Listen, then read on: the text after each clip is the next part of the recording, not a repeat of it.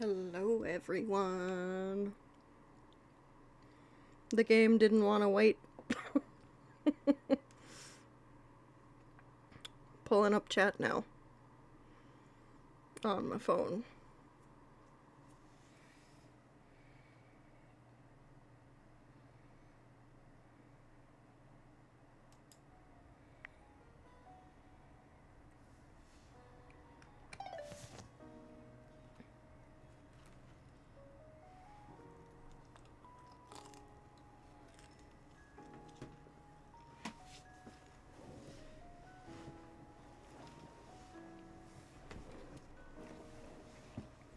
Okay.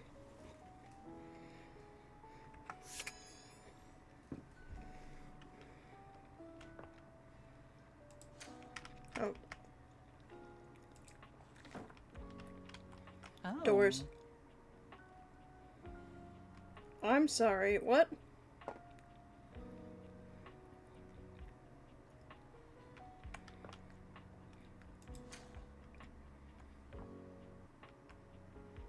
Okay.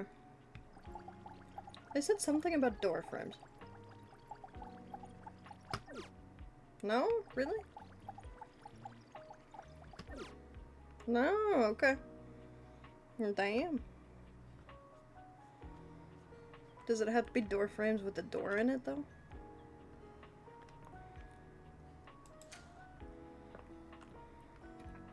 Oh, the board lights up. The frazzled figure standing before you has the sort of overworked and underpaid co-worker energy you've not seen since you started working from home. Oh boy. She startles when she sees you looking at her, dropping a number of office supplies clutched in her arms. Oh my god. You can see me? You can see me! Oh my god. You've walked by me for so long without looking at me. Office Romance Magazine was right. Maybe this really is my year.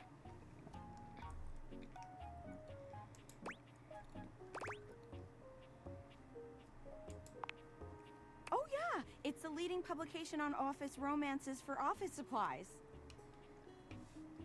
It said my love life was totally gonna be on fire this year.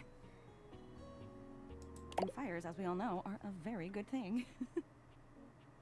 Oh gosh, listen to me babbling at you. You don't even know my name.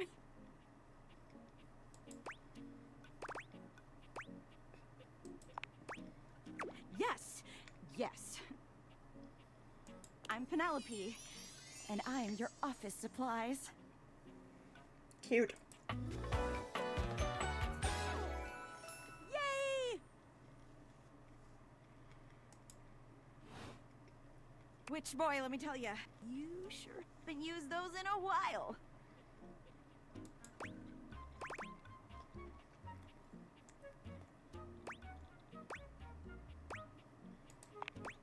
Thank you. It's great that you're here, though, because now you can bear witness.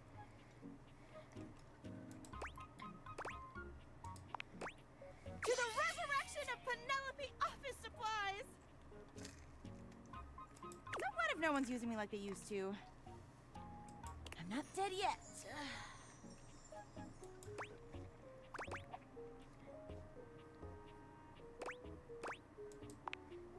Yeah! Anyway, your daily motivational office quotes calendar put it best. Your most important work is always ahead of you, never behind you. Stephen Stovey.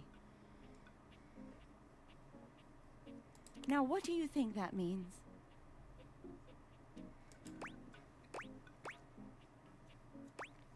With your best ass and dad ass. Time to look at tour. Oh, well, yeah, I guess that too. Yeah. But I'm pretty sure this is saying I've got an ass that won't quit. Oh?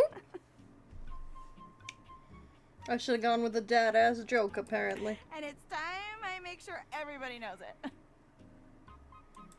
Anyway, to that end, I've got a hot date with a cross trainer. You got any advice for me? Just be yourself. A little boring, but all right. Damn. I mean, that's how I got my wife. I was myself.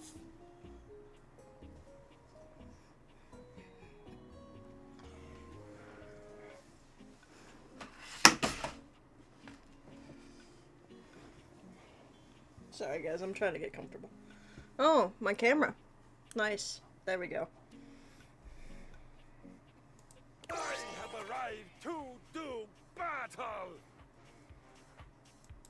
Oh, there he is. I assume he means date? I meant just what I said! Prepare yourself! Whoa. Right. Love it. See you later. Oh, okay.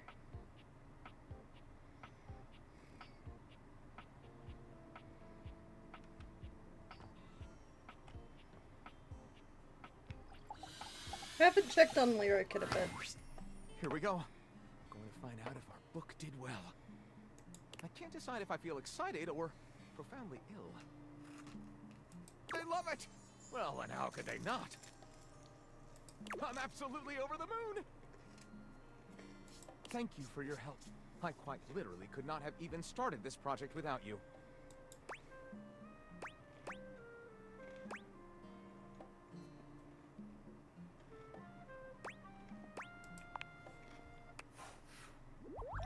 Oh, that was the defining question. Damn. Okay. It's fine.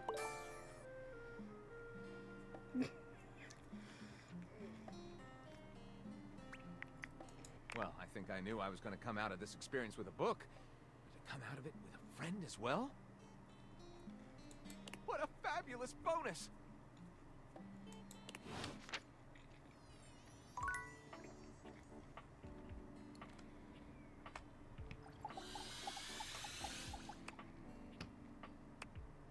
Oh, I topped the object? Didn't the bookshelf today? Okay. Oh, is he also the bookshelf? The desk itself?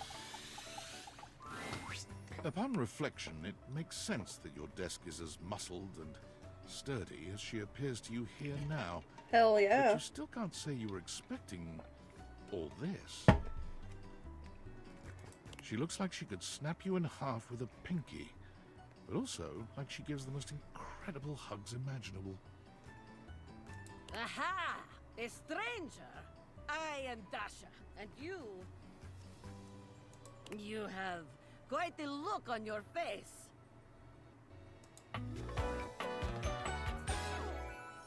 Ha!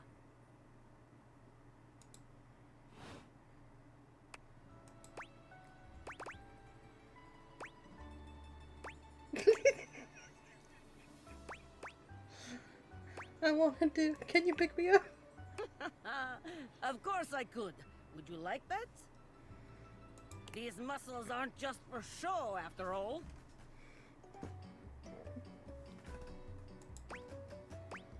Oh, you weren't kidding. I haven't been picked up like this since I was a kid. Dasha never lies. My muscles are capable of lifting far more than your feather weight. Just like that, Dasha sets you down, as gently as a feather. Holding so much on my shoulders, day in and day out. My job demands muscular perfection. That's enough about me, though. Tell me about yourself. You have intent in your eyes. Have you come to ask me questions?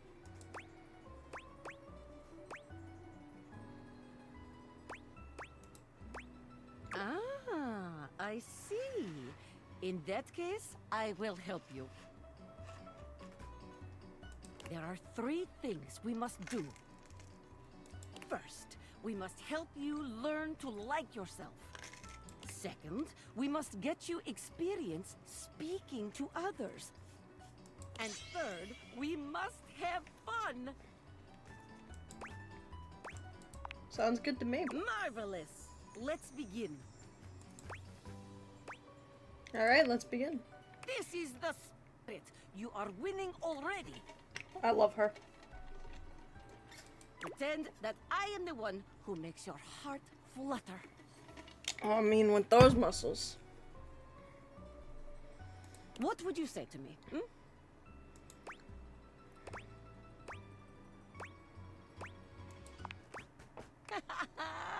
Ah, you are funny one. Great joker, you. Try again. Seriously this time, huh? We are only just meeting, my friend. It was very funny, really. But the time for joking is over now.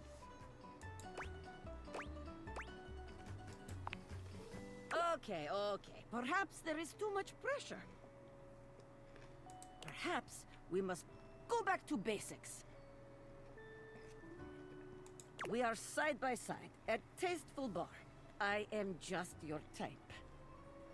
You wish to impress me. How do you get my attention?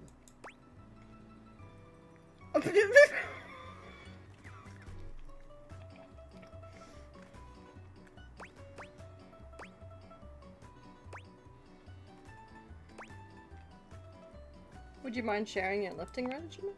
Ah, I see you have excellent taste. There is truly nothing greater in life than the pursuit of gains. Here is my number, fellow muscle enthusiast. Now, the question is, will you know what to be doing with this number?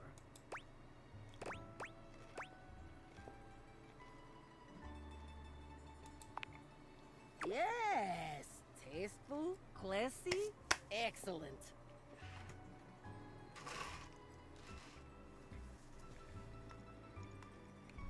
Excellent work today. Come meet me another time if you wish to continue your lessons. I have much work to do, but I have enjoyed our time together here. See you. See you next time.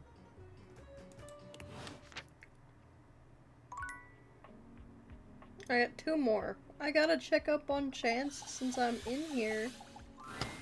It doesn't seem quite right.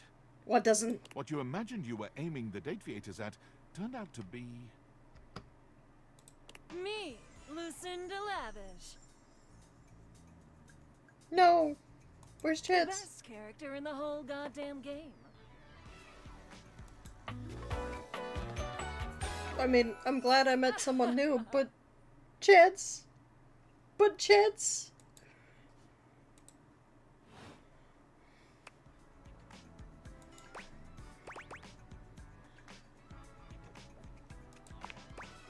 Damn straight. Watch this!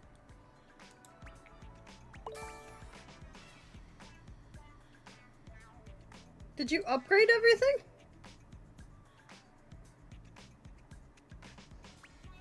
I can just do that. Make you more charming. Oh, just my charm.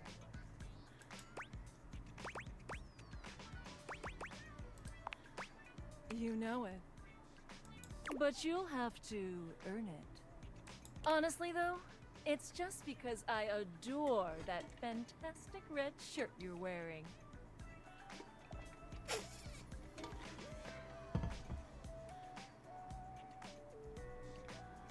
Because I made it.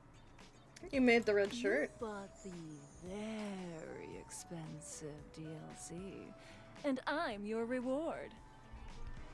I need to point out that the DLC was not that expensive. I just need to point that out. It's not that expensive. But yes, I did get the DLC.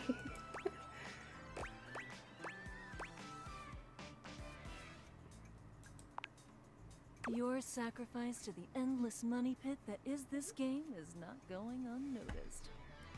This game really isn't expensive, I promise, guys. And you will be amply rewarded.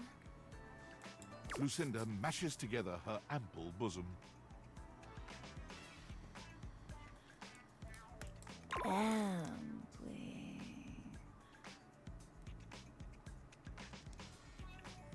Ma'am, not in front of my pizza. No thanks.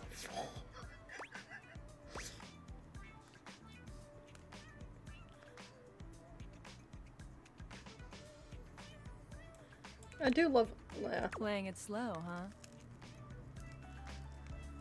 I love it. I'll keep my ass nice and far away from you, so that when you earn them, you'll know that you've been a very good boy.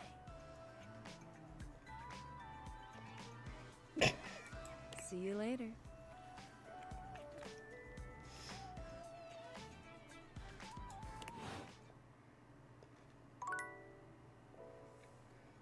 Damn. Okay. And can I actually get chance now, though? Holy crit, you look fantastic I today. can. Okay. I've been thinking about you. Maybe we can get into some fun later? I'd love to play a game with you. Don't worry, I'd never play with your heart.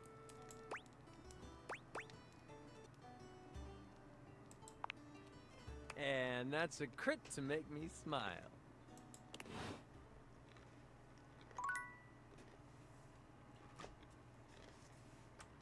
Alright, that's all for today.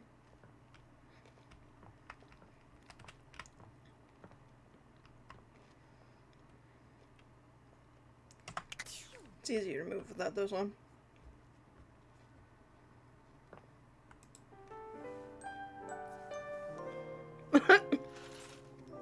Okay. I will be a dragon.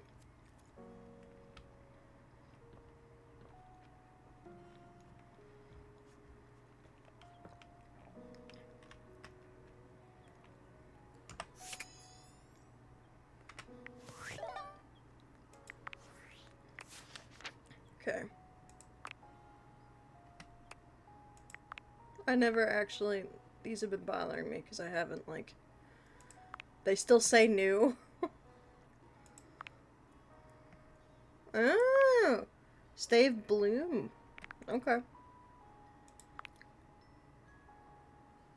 Okay.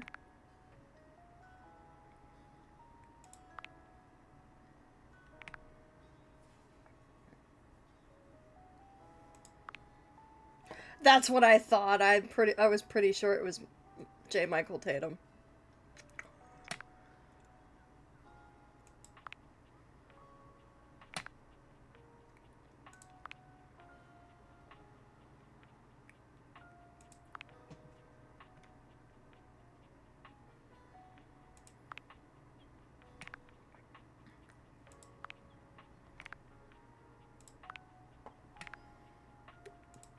Just very quickly going to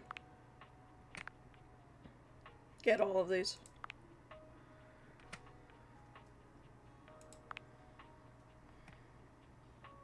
Were you here for Dasha? Dio?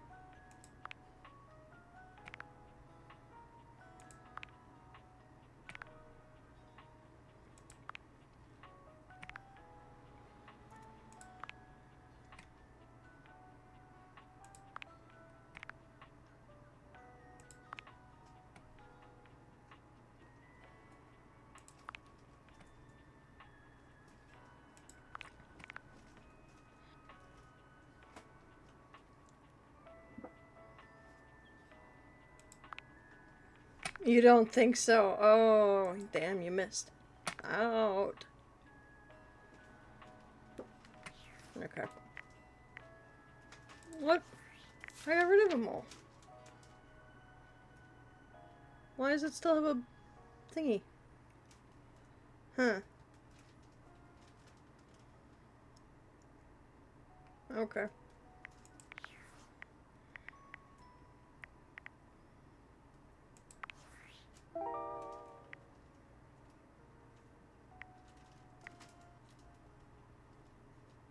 Empty frame could lead to art with two. Huh.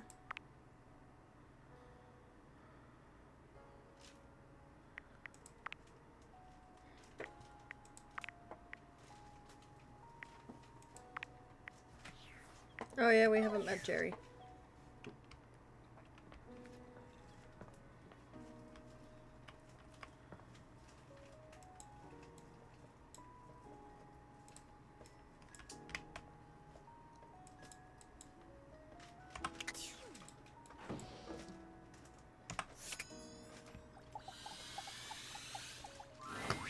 Is this stranger your junk drawer, or the physical embodiment of clutter? He's absolutely covered in odds and ends. Receipts, CDs, rubber bands. Even his messy black hair sports a light bulb, a pencil, and a pen. When he catches you looking at him, he startles, leaping back with an undignified yelp.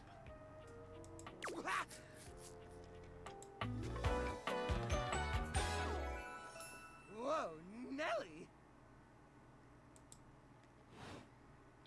Whoa, Wolf!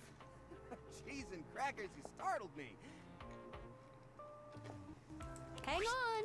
My content aware is going off. Jerry has some mental health concerns that some players might find a little problematic, specifically hoarding. You cool with that, or you want to skip it?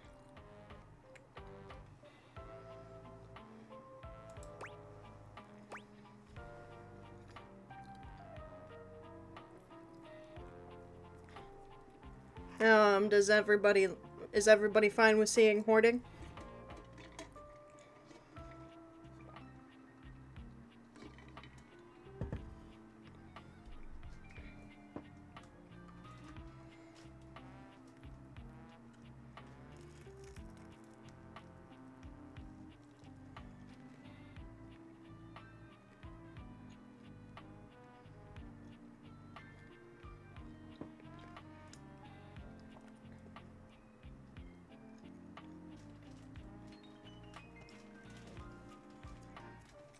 You think it's fine? Okay. Carry on, then. Hey, next time you open a guy, knock or something first, huh? I'm not used to so much light. Besides, sudden jerky movements like that risk disorganizing my collection. Oh, yes. Of course. Sorry. Been a while since I've had a guest. Welcome to Jerry's Junk Drawer, the finest collection of curated treasures in all of the house. Feast your eyes upon knickknacks and gewgaws from parts unknown. I don't know about you, but my junk drawer was always in the kitchen.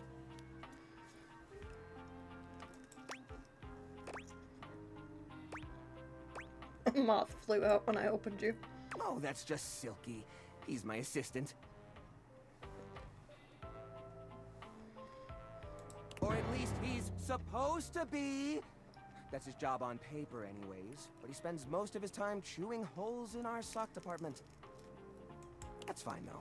If I'm being honest, I prefer doing most of the organization myself. So, what do you think? It was right outside the kitchen? Yeah. Ours was, in the kitchen by the door frame. Growing up.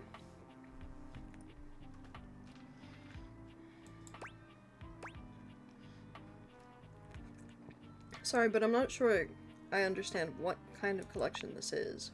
Why, it's a collection of lost things. Each one forgotten by the world. Each one a story. This button, for instance.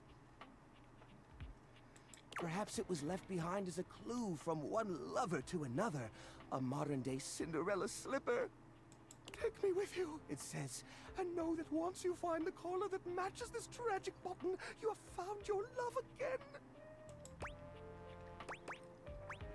Pretty sure that's the button that fell off my pants. I meant to sew it back on months ago.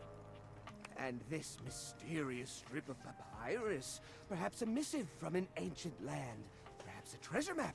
Oh, the wonders we could glean if only we could decipher these symbols of black and white bars.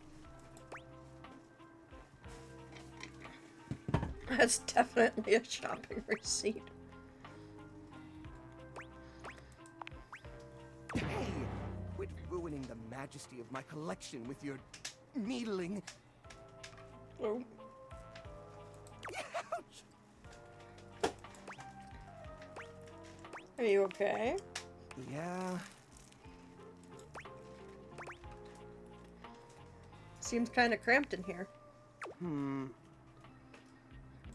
Yeah, I guess so. But it's not so bad. You just need to know the right way to tilt your bones to work around it. It's like a game of limbo, but, you know, forever. Well, as long as it makes you happy. It certainly does. There's nowhere else I feel as safe or as comfortable. Yeah! Just stepped on a thumbtack. Cleaning up, maybe? Cleaning up? Heaven forbid! Besides, this place isn't dirty. It just looks that way to the uninitiated. To me, this collection is as easy to browse as a Rolodex.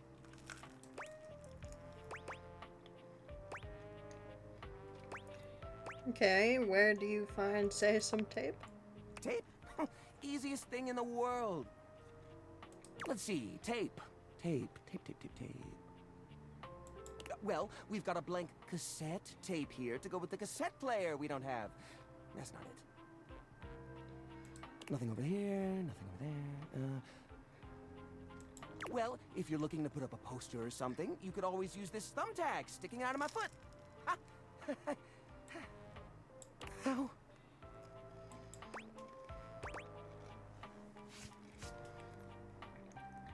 No thanks, how about you show me around? Oh, right. I'm so silly. You're a guest after all. Let me give you the grand tour.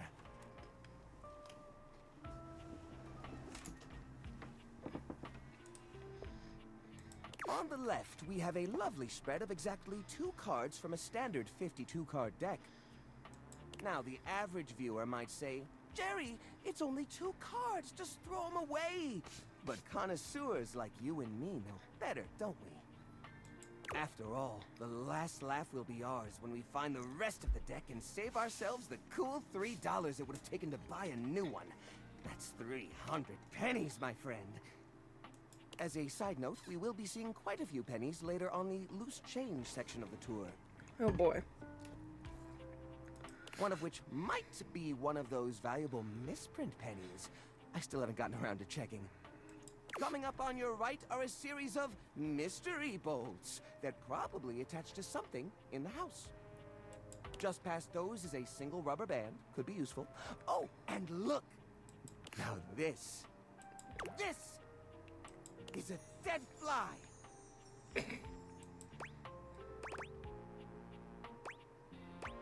Wow. Ooh, look over here. You'll love this. This here is an antique wire from some old electronic from the early 2000s. Now, I haven't the faintest idea which electronic it's from, but just imagine it. One day you're setting up an old computer, you know, like you're always doing, and you realize you don't have this special doodad wire. What if it turns out to be a rare part? What if it's super valuable? What if collectors are offering tens of thousands of dollars online for this very item? Why, the hypothetical value is practically infinite! And wouldn't you look the fool for having thrown it away? Uh-huh. So, what do you think of the collection so far?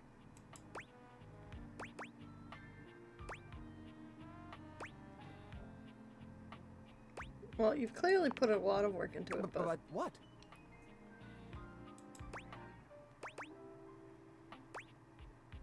Oh, I don't want to call it garbage. He's gonna get pissed off. Whew, funny use of conjunctions there, friend. You really had me going for a second there. It's so nice to talk to someone who understands. I almost never feel this seen, I guess. That's probably my fault for hiding away in this little desk nook. But, thank you.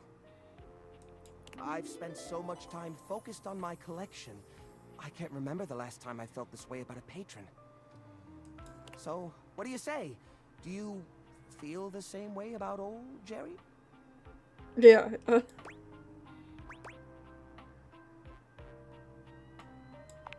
Love spending time with you? Bed knobs and broomsticks. I wasn't expecting that. Well, that's great. That's really great. Please come back anytime, especially if you have anything you'd like to add to the collection. We're always accepting new donations. Bye! Ow! Ow! Kinda hard to wave goodbye when there's a bunch of twisted chunks of metal within arm's reach digging into my fingers. It's all good. Oh, wow. That was quick.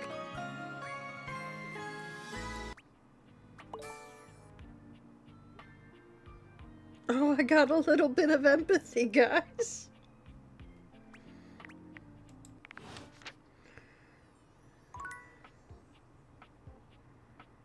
Oh, the lamp. The desk.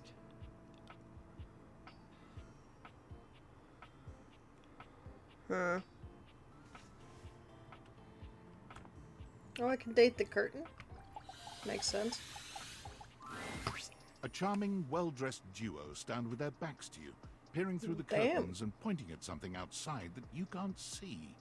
They seem quite absorbed in their own conversation. Look over there. Look at that. Across the street. What are we looking at? What do you see, Rod? I see a dog. I see a car that could use a wash.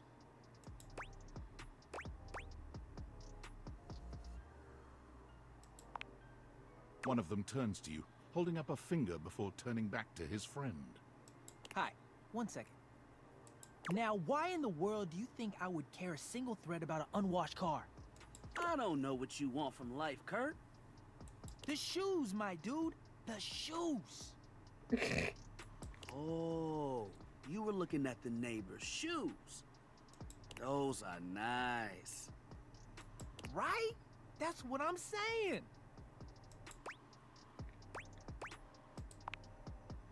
Hold on. Those are way better than those shoes we saw last week. Ain't that the truth? Only time I wish Wendelin would have fogged up. Those kicks could have kicked rocks.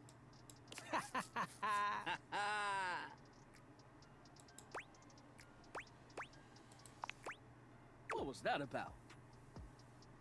Rod, don't be so rude. I'm just giving what I was receiving. You'll have to excuse Rod. His tact leaves a lot to be desired. There you go, talking about me like I'm not here. Nah, I'm talking about you so you can hear. There's a difference. Oh. See, that's why your seams are unfinished.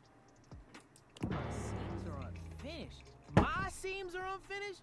Keep talking. See what happens. Uh-oh. You ain't gonna do nothing. You love me too much. Yeah, okay. Don't say that too loud. Everyone else might start believing it. Kurt and I have been together forever. Yo, what up? I'm like his brother. But not my brother. If we were related, you might actually be polished. Ooh. We both know you wouldn't look good unless you were next to me. They're bickering like an old married couple. Who told you that lie? Say, who do you think looks better? Me or this delusional drape I call my friend?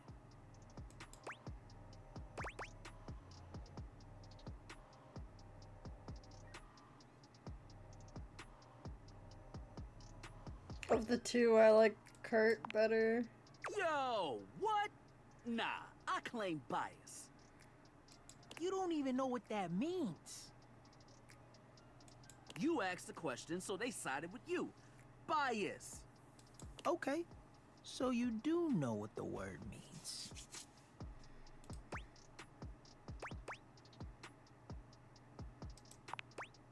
Why is that?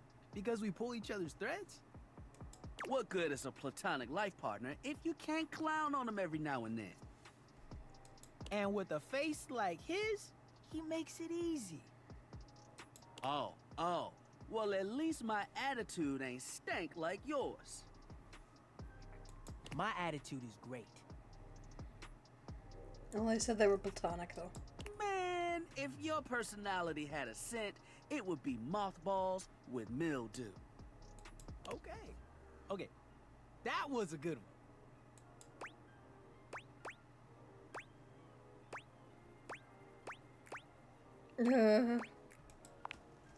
I mean, there's an art to it. He's being shady, not mean.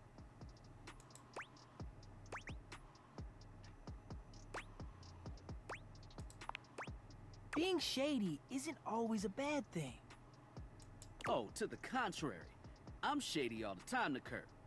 Why? Because I love him.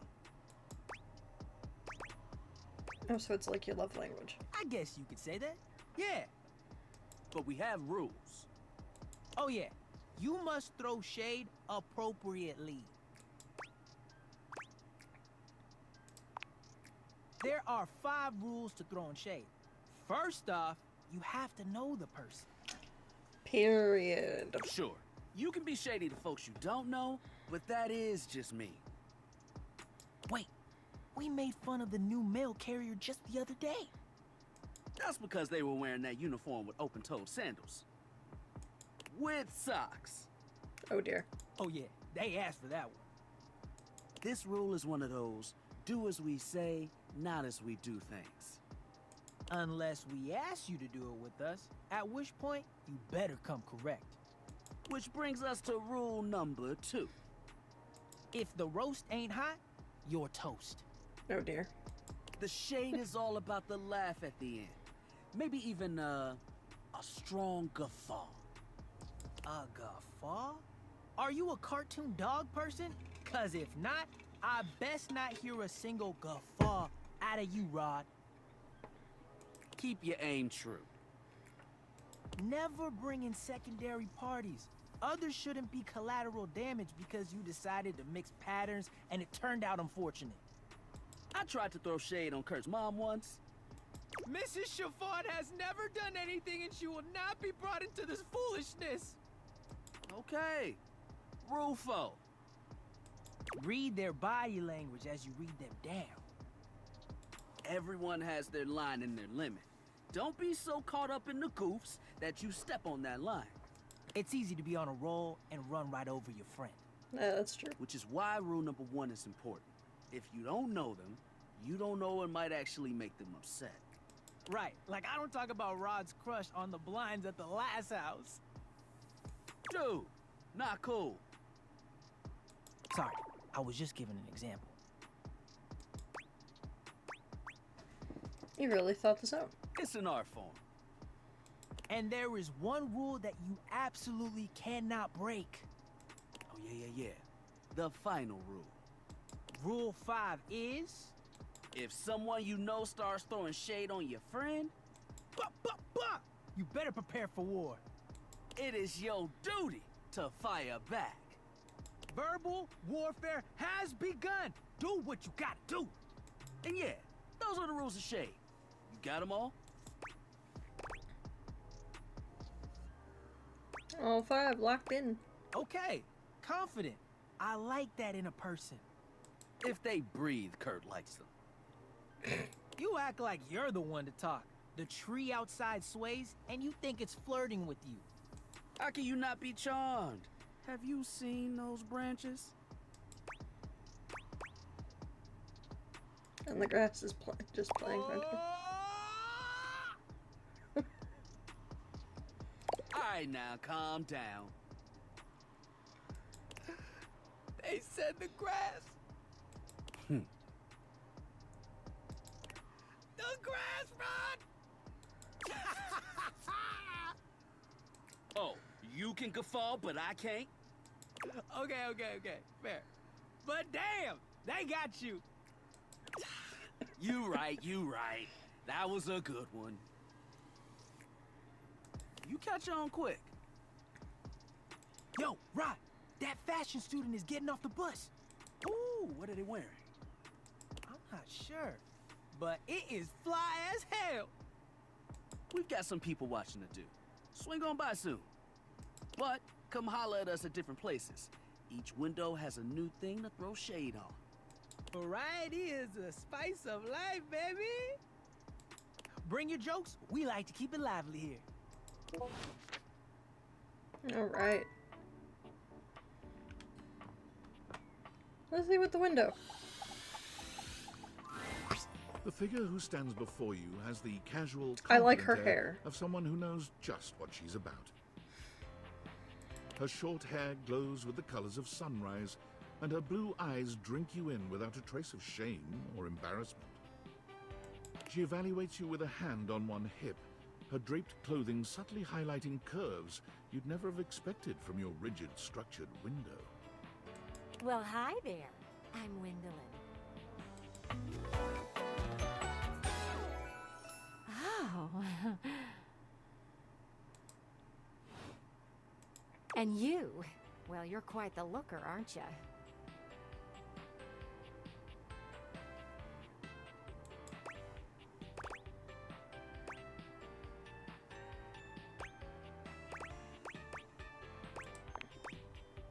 What's the matter, hun? I can't possibly be the first one to tell you that. You're the one looking out at me all the time. Look, I don't mean to be so forward, but I found I'm happiest when I'm transparent about what I want and what I'm looking for. And unlike most everyone here, I've been ogled by humans for centuries. I have had enough attention on me, thank you very much.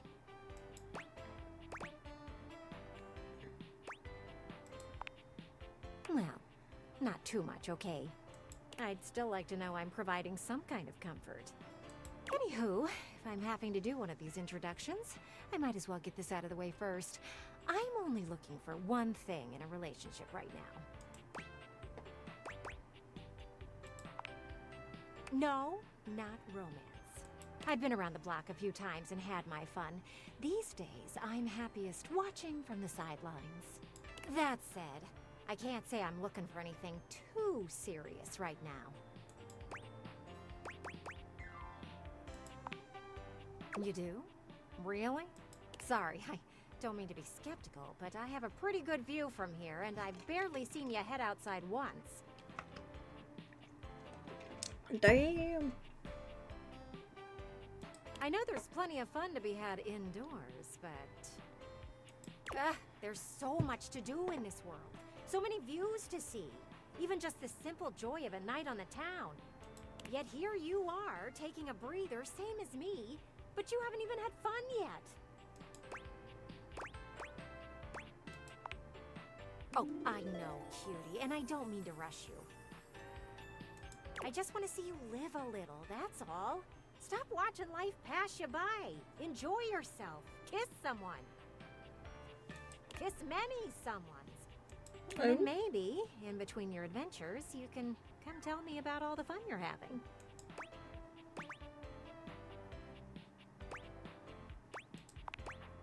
It's just not for me, okay?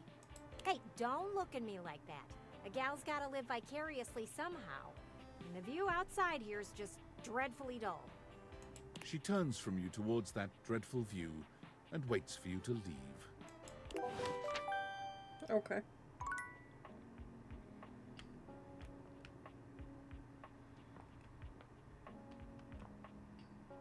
I have 2 more. Oh, I have messages. Hang on.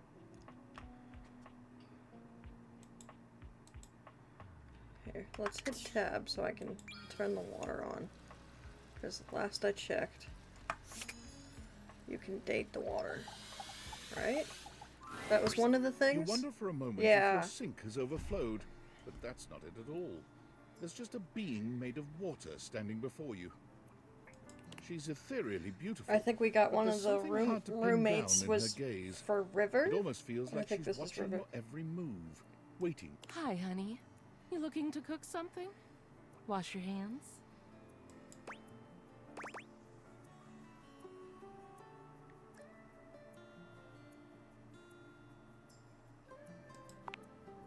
Me? What could you possibly want with little old me? Please, just tell me if there's anything I can do for you.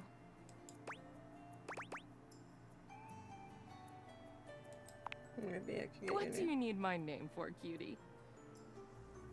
There's plenty of more exciting things we could talk about.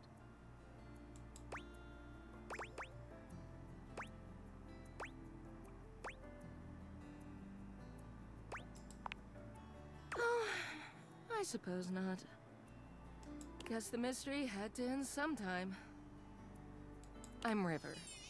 Yeah, there we go. Suddenly very thirsty. What can I do for you?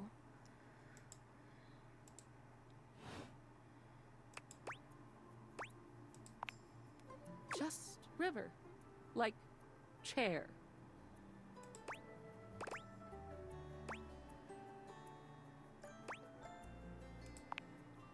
Chair. World famous pop star, known for her #1 hit, Belief.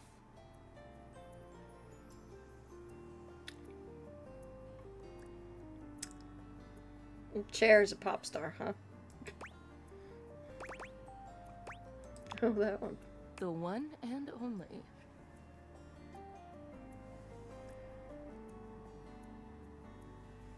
You know, the best thing about Cher is she's always changing her look through the decades. She always knew just what we wanted to see and served it to us. I really admire that about her.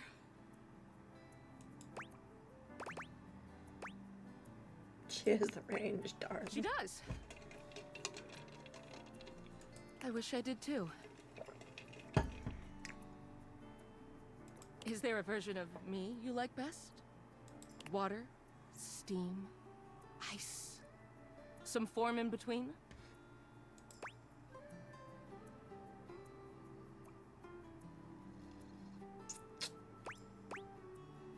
Of course there is. Of course? Oh god. Don't tell me now. I'll just be thinking about it all the time. River wasn't exactly holding your gaze before, but she seems intensely uncomfortable now. She looks everywhere but at you. Look, I've been here way too long. If you don't need anything from me, I'm going to go.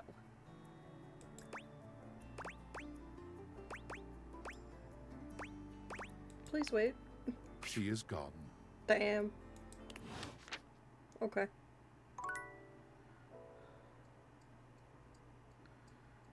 Alright. Let's see if the spigot is anything different. You're used to seeing mostly people-shaped objects with the Date Viators, but clearly the sink-headed figure before you is, well, not like the others. All the time in the world wouldn't be enough to comprehend whatever is going on with this guy. You can see that he's got a sink for a head and the clothing and posture of a beleaguered stand-up comic, but your inspection is cut short by his disturbing screams. Help! Help me! Hello? Can you hear me? Hi? Hi. Hello. Why were you just... That wasn't me.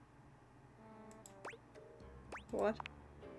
I mean, it was me, but it wasn't, isn't. Nothing is as it seems. I am not who I seem. Oh, great. Okay. I mean, the eye you see before you isn't the me I am inside. Oh, good lord. You see, there's the eye that sees through these eyes, of course, but who is that? Certainly not the one I am. I see, it's a philosophy thing. No, it's a reality thing. Oh boy. I'm not who I appear to be. No! Stop that pop-up screen! My name is not Sinclair, it's Martin! Martin Applegate. And I'm not a sink. I'm an insurance claims adjuster from Turkleman City, Florida.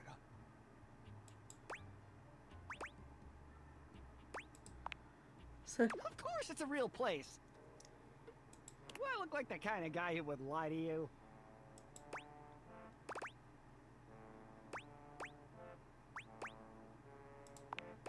Yes. Looks. Can be deceiving.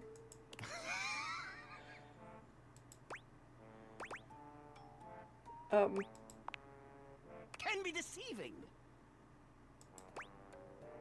Thanks for the bottom cross. My pleasure. Is what I would say if I weren't trapped in eternal sanctum. Whoosh! A strange creature that looks and sounds like a soapy little dog jumps up at your legs, yapping and barking. Down, Sudsy, down! Keep your bubbles to yourself, you little devil. Tray, Sudsy? Go to your tray. Sorry about that. Before I begin telling you my tale of woe and Temple's Shirley, let me let Sudsy out, okay? When he gets like this, I just get really flustered.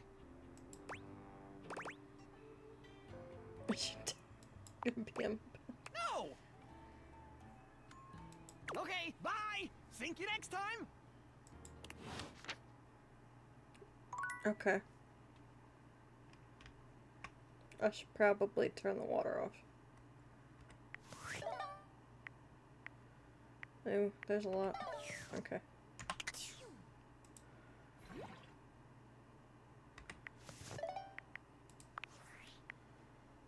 Tom. Champ, champ, champ!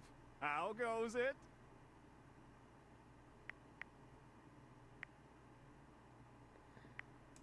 Valdivian would like you to complete an exit survey based on your time here.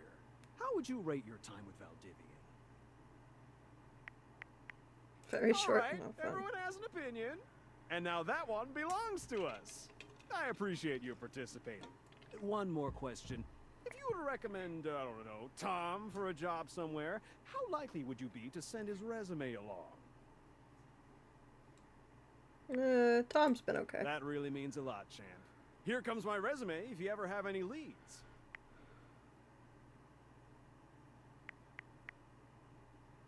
Is that it?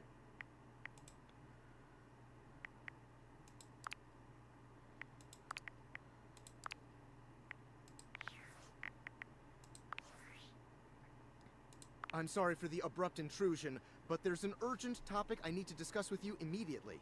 Is everything all right with the Dateviators? Are they operating efficiently?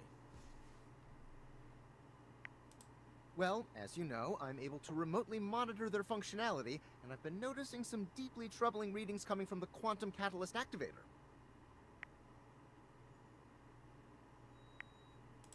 That's very sci-fi, but essentially, the Quantum Catalyst Activator is the internal hardware that allows you to directly acknowledge a thing's existence. And recently, it started to emit metacognition readings unlike any I've ever seen before. I'll keep an eye on things over here, but please inform me if anything unusual happens. Oh, and if they get too hot, throw them in the freezer immediately. Your life depends on it.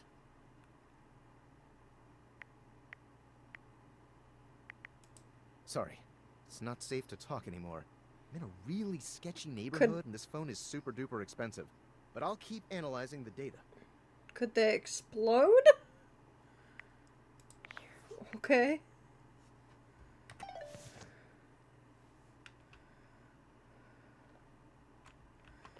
I do kind of wish you could talk to more than 5 in a day, given that there's 100 or so of them.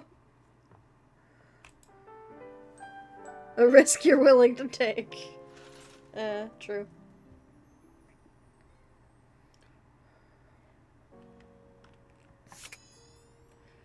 Alright, can I date the mirror?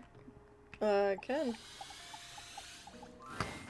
It appears that your intentions Oh. have gone awry once more, as the interloper Lucinda Lavish stands there instead, striking a pose. It's me. I said I would return, and now I'm going to give you a choice. Thank goodness. Tell me, lover, how would you like to know me?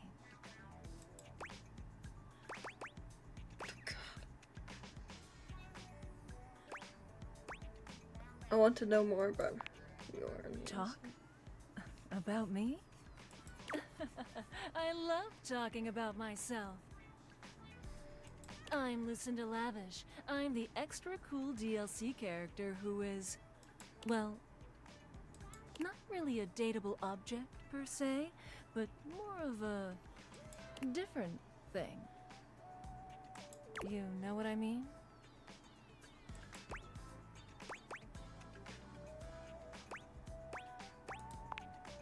That's a good way of looking at it. I haven't thought of that before. But, you know, when you put the question to me like, what am I? It just kind of seems so frivolous, you know? Yeah, boy, I'm really messing this up, huh?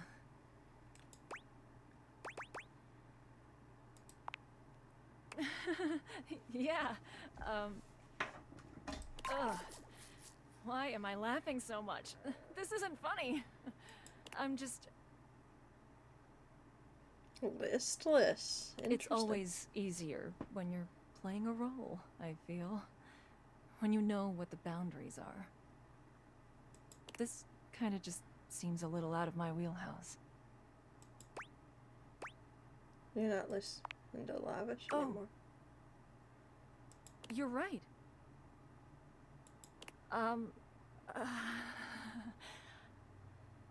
Shit. I'm gonna go. And with that, she is gone. Alright, now to actually meet the mirror. Your mirror has done its job dutifully over the years, accurately reflecting your image back at you in good times and in bad. But today, there is no reflection for you to scrutinize. Only a long-haired beauty who looks at you like you're a work of art.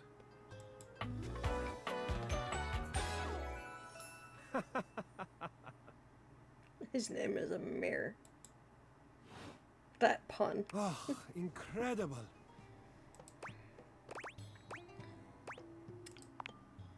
Amir Me? throws his arms out to stop you, gesturing to you to stay where you are. No, no, no, no, no. Don't move. Step back into the light. Like this? Yes. Breathtaking. Look at you. Do you see how well I can frame your face from this angle? You are glowing.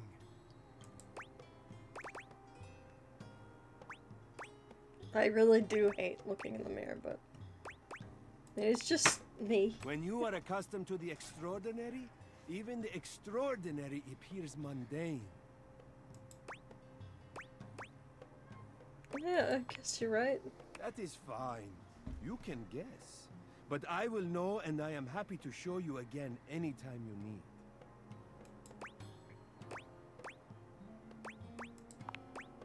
Yes, I am for reals. I am standing right here in front of you. Are you for reals? You come to me with any doubt about what I see so clearly. Your radiance. It is possible you are not for reals. No, I hear you. I just look up. What? How do you look?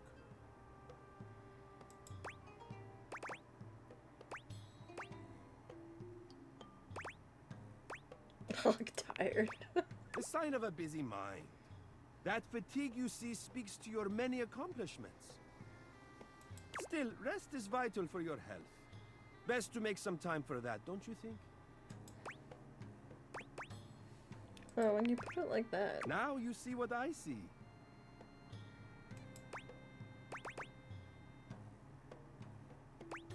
There we go. Ah, but the spark has been lit. You'll see. We will just have to fan those flames until they're a big, beautiful rolling flame, won't we? Stop by any time.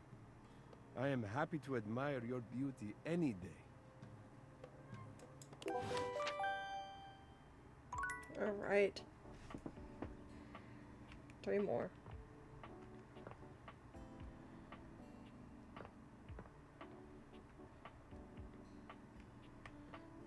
Guess we haven't done anything in this room. The fan? The fan. You've never been famous a day in your life, but as you try to evaluate the excitable figure blatantly staring at you, you can't help but wonder if perhaps this is how it feels. She's very cute. She looks at you like you've just announced she's won the lottery, her eyes wide and her jaw dropped. Oh my god, this cannot be real. Is the fan our fan? I must be dreaming, right? The fan is our fan. This is totally a dream. It has to be.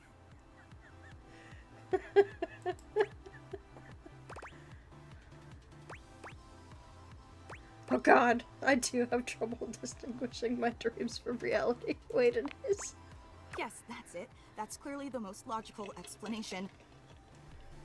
Right now, I am comfortably asleep in my bed, zonked out on Ambien, listening to the calming drone of my white noise machine. Because this right here? Apparently, she is my biggest fan. There is absolutely no way on Earth this could actually be happening, right? Depends on what you think is happening. I think you're actually here in the flesh, that's what. Yeah. They came for fan culture. Fan She turns freak away out. from you for a few moments, fanning at her face, but it doesn't help her calm down. I just can't believe it. I mean, you prepare your whole existence for something like this, but then, you know, when it actually happens, no amount of preparation could ever possibly be enough. You know, I know that people throw around the expression shaking, crying, and throwing up, but I think I might actually do it.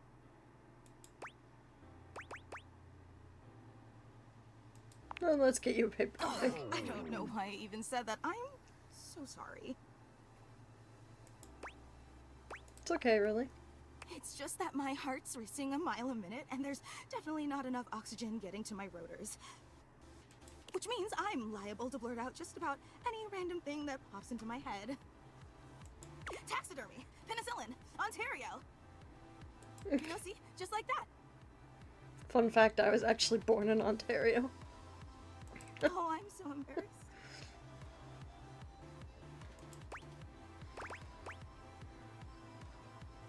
Nothing to be embarrassed Are you about. kidding? I'm making a total fool of myself. I'm sorry, I really don't mean to be overreacting like this. I just never thought we'd actually get the chance to interface like this. And now that it's happening, I'm totally blowing it, aren't I? You haven't blown anything. Really? You promise? 100%. Would you allow me the opportunity to just reset this whole interaction so I have the chance to put my best blade forward? Absolutely. Oh my god, you are the absolute best! Just like I always knew you would be. Okay, here goes.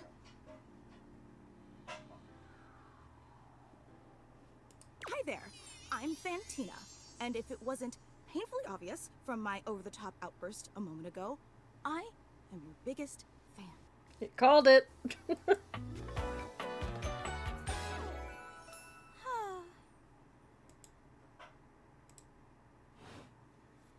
Give me a second. I think the cat's doing something in the bathroom that they shouldn't be.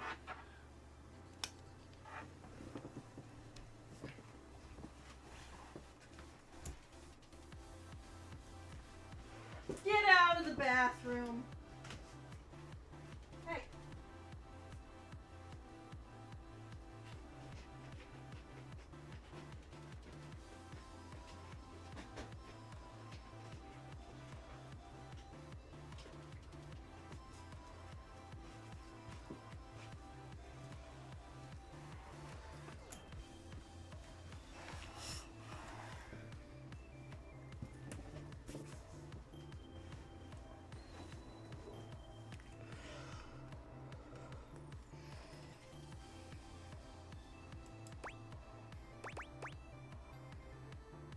Even bigger than my mom. I have to click that one.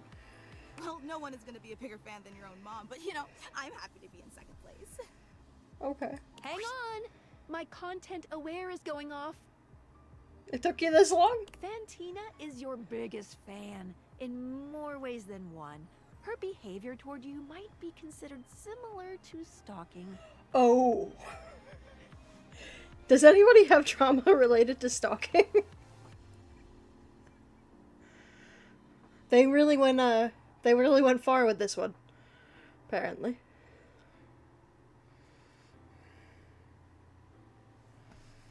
If anybody has trauma related to stalking, we can move on. If not, consider this your warning. If you don't feel like talking about it, consider this your warning.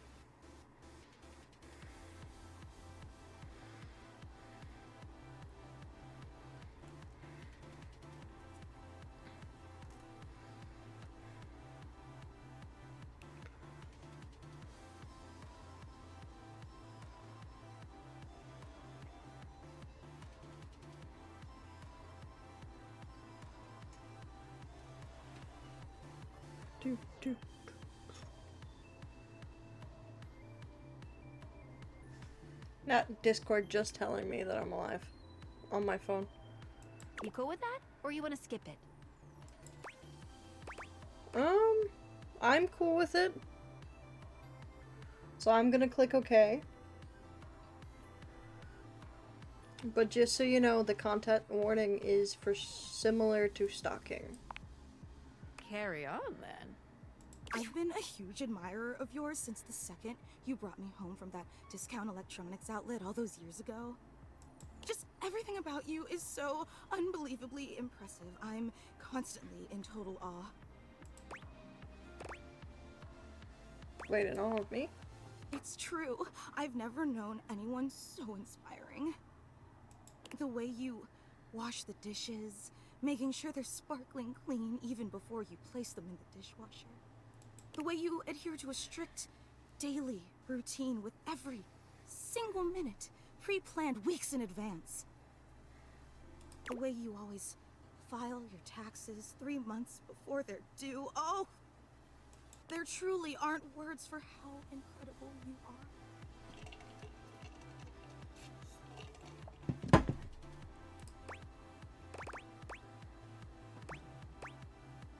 I definitely don't do those things. Thanks. See? Even the way you express uncertainty is phenomenal. Finally, someone appreciates the dishes being done. You know, I really don't want to bother you any more than I already have, and... We were supposed to go back and talk to the dish. Oh no. I know your time is extremely valuable, but I was just wondering... No, it's silly. Forget I ever said anything.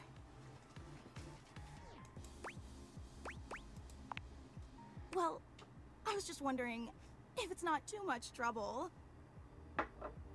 Would you be willing to sign one of my blades? Just so I have something to remember this amazing moment by. Only if it's not too much trouble, though. I really don't want to inconvenience you. Oh, of course. You take the permanent marquee Fantina holds out to you and scroll your signature along one of her blades. Oh boy, wow, that feels... If any one of you eventually in the future come up and want a signature, first off, I have the worst cursive ever on the face of the earth, so be prepared for that. Second, I need you to ask me just like she just asked me, and ask me to sign one of your fans. Inside joke. Done. Okay. Really nice.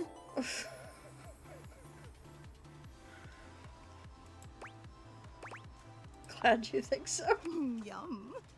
Oh boy. Oh, thank you so much. This is so amazing. What if you did bring a fan, though? Well, that would be even better. And your handwriting is so immaculate. You are an artist with that pen. My handwriting is not immaculate, but okay. Such a talented calligrapher. Thanks. You are so welcome.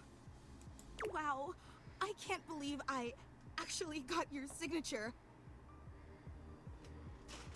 Honey, I can't even read my own handwriting. Honestly, same though. And emblazoned on my own body, no less. Very naughty. I can't wait to show this off to everyone else in the fan club. They are going to be so unbelievably jealous I met you. Fan club? Wait, you don't know? I thought for sure you knew. Yeah, you have a fan club. Really? Why? Because you're incredible, silly. We actually have meetups every week. We talk about everything you've been up to at work, what new projects you're developing, discuss your menu for the week. Sometimes there's a raffle. There's a very comprehensive agenda. I had no idea. We don't like to advertise a lot. We only want to cater to the real diehard fans. Are they all fans? Makes sense. Actually, we're having our weekly meetup real soon. And I would never want to impose or overstep, so please tell me if this seems inappropriate, but if you're not super busy... Of course I'll be there. Seriously? You mean it? That's so unbelievably amazing of you. Oh, I can't wait to tell everyone. Thank you. Thank you. I can't wait. Okay. Okay, I actually haven't met the treadmill guy, so we're gonna go ahead and do that. You're forced to crane your neck upwards as you try to take in the entirety of the blonde Viking towering over you. He stares down at you, cutting a truly intimidating figure.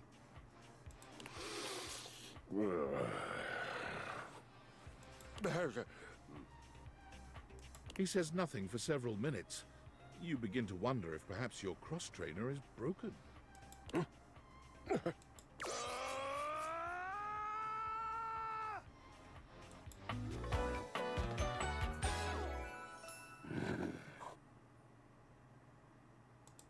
Okay.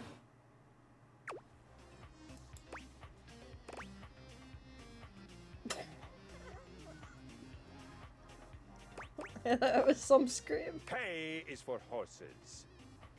And yes, it was a fine battle cry. Hi, Luna. I was just trying to be nice. Nice. I don't know you, and you don't know me, and it does seem safer for you to be polite. Safer for me? Yes, safer. If you haven't noticed my rippling warrior's build, I invite you to inspect me more closely.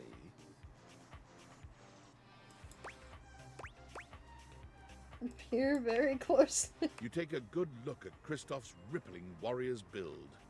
Him big. Him big. Of course, you assume intimacy where none is offered. I feel it. The surge of violence within me. Oh dear. Come to me at this place with your weapon. Next we meet. And glory shall be mine. Okay.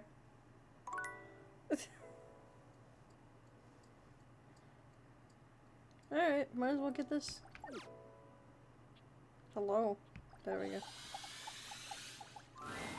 One moment you're looking at your old sports equipment, and the next you're looking at a gorgeous, muscled man dressed in various pieces of sports equipment that once belonged to a far more optimistic version of yourself.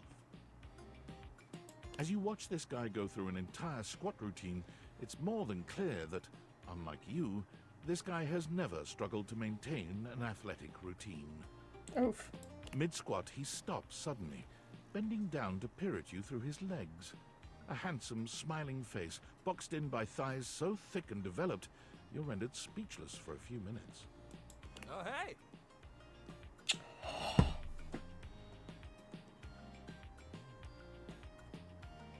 Is this Alejandro? He sets his weights down, standing up and beaming at you like you've just told him he's won the lottery. It's about time you made your way over here. I was starting to think you forgot about me.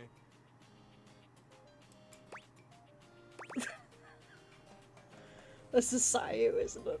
Well, what happened was... Hey, you don't gotta explain yourself to me. This definitely sounds like Sayu. But since it's been so long, let's just start over. The lights dim, and a spotlight appears from... You're not quite sure where, really. Ladies and gentlemen! Now entering the stadium, the king of the ring, the Duke of Dunk, the jack of all trades, master of fun, Mr. Duncan Dunk Shadowcat!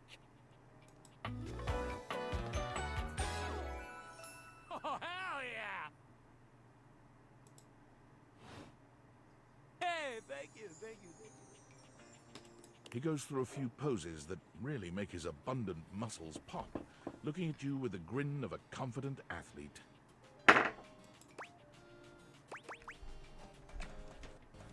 Cheer for him, why not? Dunk is delighted by your cheering, Luna. and he spends a few more moments basking in your attention. Aw, man. It's been a while since I actually had an audience. Feels good. Don't worry about remembering all those names. That's just stuff that makes me sound cool when I hit the court, or the field, or wherever I'm playing. Dunk is just fine for pals.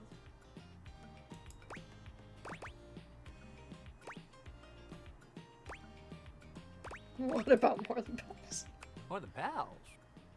He cocks his head to the side, thinking. You can almost see the gears turning. So, like, best friends? Best friends who have sex. God, you're dense. I was thinking lovers. Oh! Well, Dunk is fine for lovers, too. But, if you say it high, you can call me just about anything. Anyway, it's great to see you here, finally. He grows very serious, placing a strong but gentle hand on your shoulder. What happened, man? How come you stayed away so long?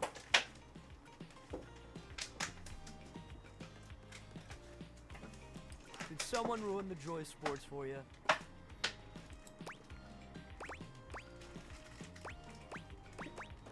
I just got busy. Ah, man, I get that. Yeah, After high so school much sometimes, ruined the joy you of gotta make time sports for for me, yourself, not too. gonna lie. Dunk gives your shoulder one final little squeeze, and then he's slapping you on the back so enthusiastically you nearly collapse.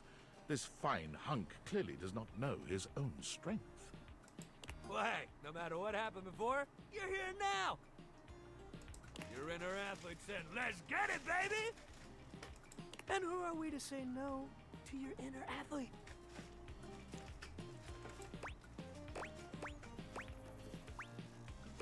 You're so right. Hell yeah! Love that positive attitude. We're gonna have a great time together. We just gotta get you into the flow. But I wanna make sure you're ready for it. After all, working out without a proper warm-up is a great way to get a nasty injury. So you come back here when you're ready to get into it. Meet me by the weight rack, alright? Bring your positive attitude. We're gonna have fun!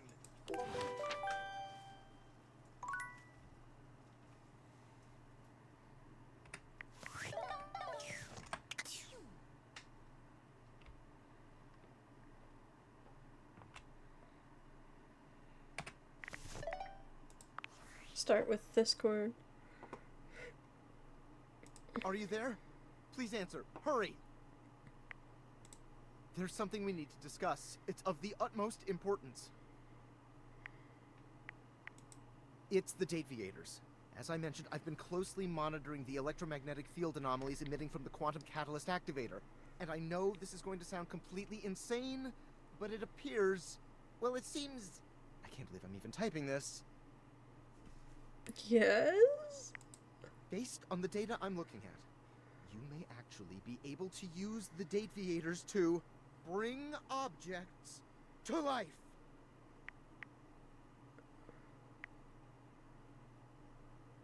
Isn't that what I've been doing? You're not listening! I don't mean to engage with an object's sentience during intended usage. That's what the Dateviators were created to do, and they've been working perfectly. I mean to 100% literally transform objects into living, breathing humans. Well, that's awesome. Frankly, we don't know if it's awesome. We have absolutely no idea the ethical implications of turning objects into people. Would they have rights? Do we need to feed them? And if so, how often would we need to feed them? Is only lunch enough if it's a big lunch? We're sleepwalking into a minefield of existential dilemmas here. I'm not that concerned. Well, you should be. Who's gonna pay for all those big lunches? Not me, that's for sure. Not to mention, I didn't even program the Dateviators with that functionality. Maybe the government augmented my original schematics with secret military tech, but I'd have to do more tests to be sure. What kind of test? I'm sorry, but we'll have to pick this up later. I'm not under any sort of duress or anything, but I had a huge enchilada for lunch and I'm exhausted. I'll reach out again when I'm able. Okay. Workspace. Valdivianites! Guess who? If you guessed David Most, 3-time runner-up for Business Magazine's CEO of the Year, you'd be right. Team, I just wanted to do a soft follow-up on my recent email regarding my lost sunglasses. I'm happy to report my office has already received hundreds of tips regarding the item's whereabouts and are quickly combing through them as we speak.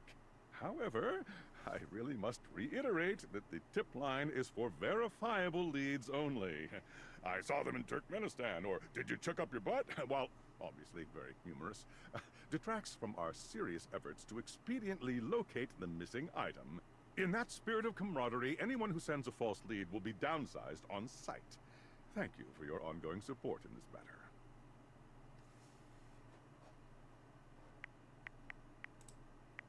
I'm afraid I don't understand. I am Val 9000, the latest in iterative AI assistance, assigned to help Valdivian customers achieve their wishes. While I may have taken on the duties of several thousand employees at Valdivian, I can assure you that no humans lost their employment.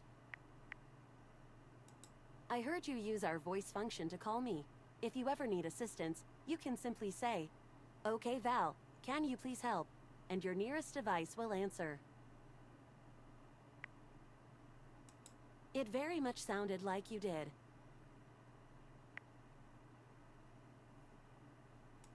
It very much sounded like you did, though. If there is anything else I can get for you, please say in a clear voice, "Okay, Val, can you please help?" and I will assist right away.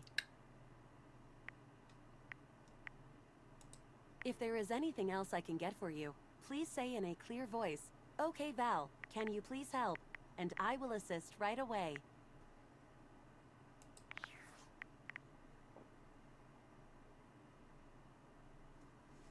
Okay, I'm just gonna check real quick.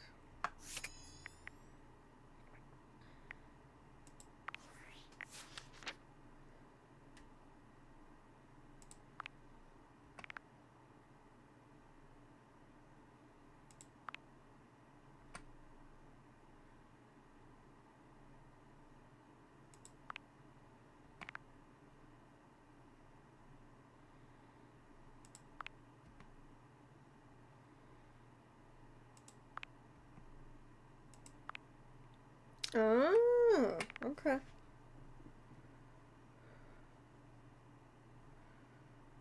Is it other way? Oh no. Troy. Hell yeah, it's Alejandro. I knew it. What does this mean? Oh, does that mean...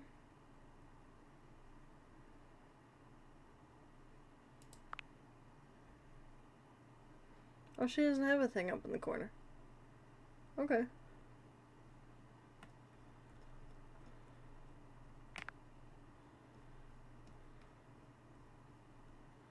Does that mean our D20 has a...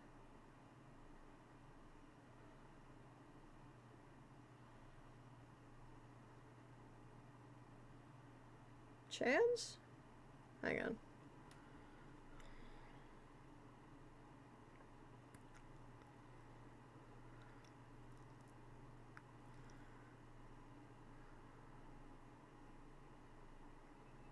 Yeah, 3 out of 3.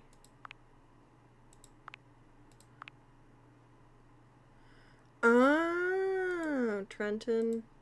Click of a lover. Okay. It's just pictures they give then. Nice. Chances 4 of 8. Okay, so there's 4 more. Play through the Guardian campaign. Okay.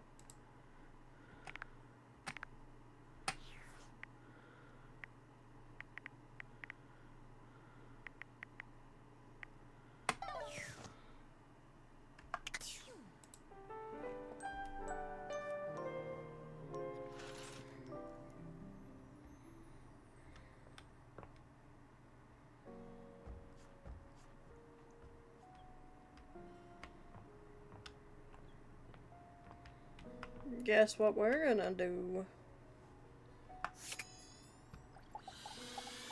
Well, I'm thinking about it. Holy crit, you look fantastic today. I've been thinking about you. Maybe we can get into some fun later? I'd love to play a game with you. Don't worry, I'd never play with your heart. Okay, so he's gonna say the same thing until we have any more campaigns. Oh, so many more. So many. But not just yet. I need more inspiration. And the one thing that always helps with writing campaigns is guilt and deadlines. Since I don't have any of those, I might just take a break.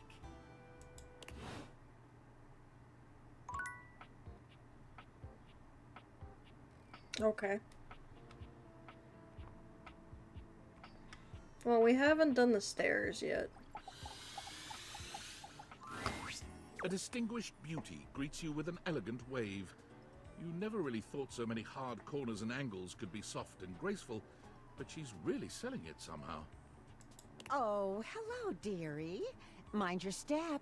I'm getting a bit creaky in my old age. I'm working on it, mind you. I'm Stella, your quickest way up and down between floor and ceiling. Airway calling!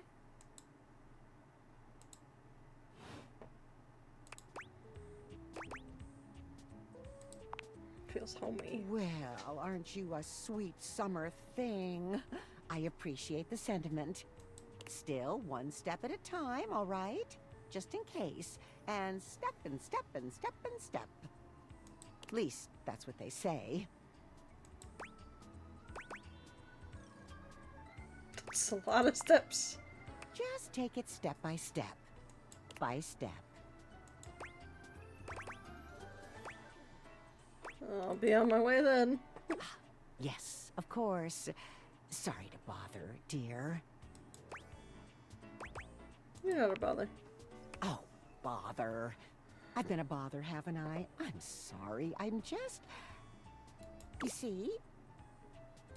Well... Stella looks everywhere but at you, trying and failing to find the words. Eventually she sighs, plucking up the courage from somewhere within her. Truth be told,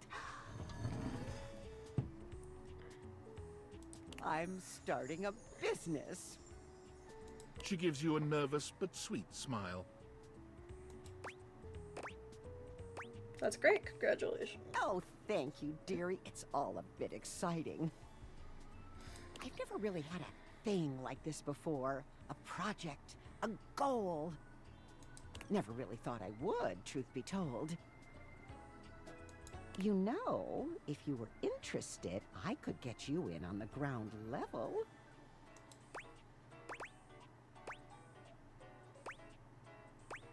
Tell me more? Oh! Stella looks almost touched. Really? No one's ever said that. Well, now I'm all a bit frazzled. Sorry, dear. I'm very grateful. It's just, I've not gotten this far before. Let me check the booklet. Booklet? They sent it to me when I signed up. Oh, is this a pyramid scheme? Stella Steps to Success. How to sell that sale and change your life, generate passive income and financial freedom, all from the comfort of your own home. Stella pulls out a pamphlet from deep in her bag. I memorized that part at least.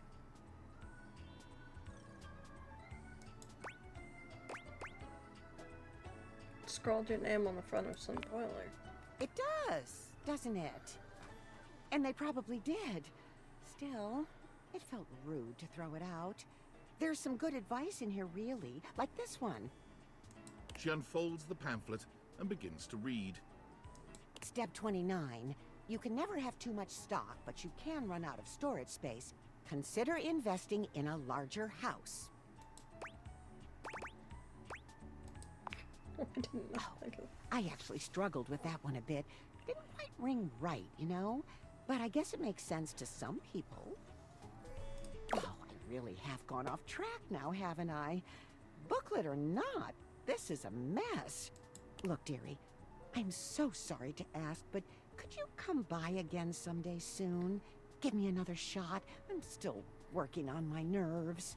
And there are really a lot of fancy words to learn. I'll throw in a free sample. Gotta get rid of them somehow.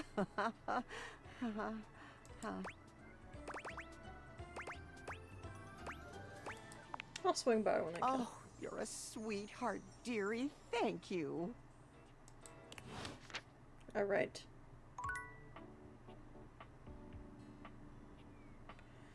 Okay, so ceiling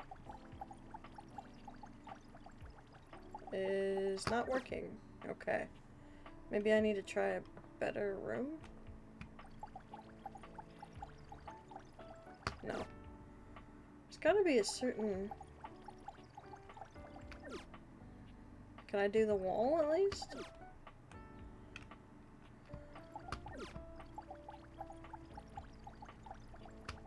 No. Okay. There's gotta be a certain way to...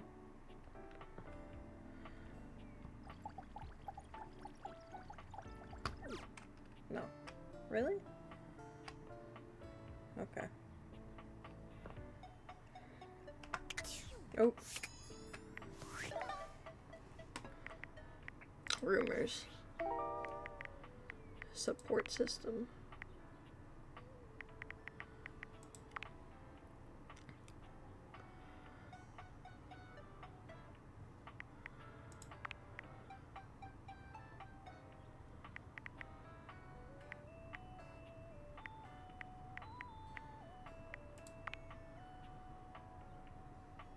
Empty frame could lead to art with two art.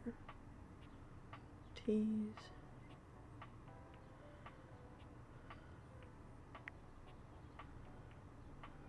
The ceiling came by. Okay, so the ceiling's the mayor. But I gotta find out where I can hit the ceiling.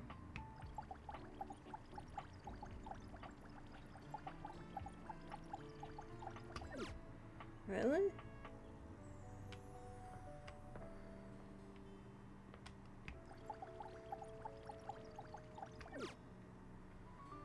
Okay. I will find a way. Maybe in the bedroom?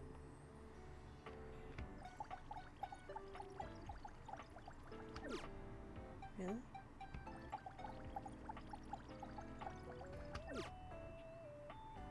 Huh.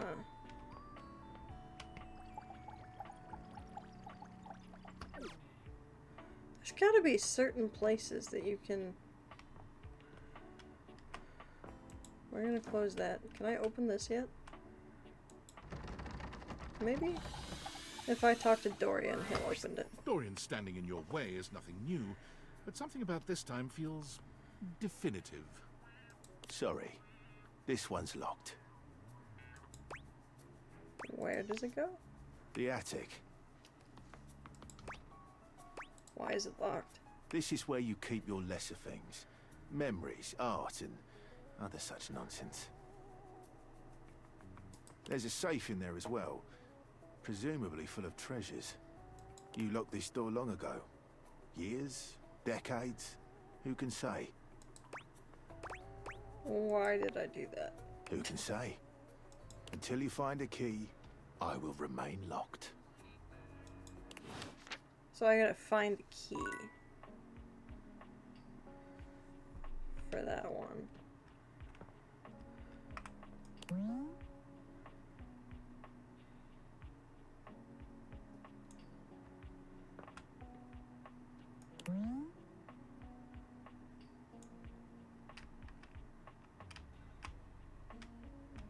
Is that another way to talk to Abel because it's a table?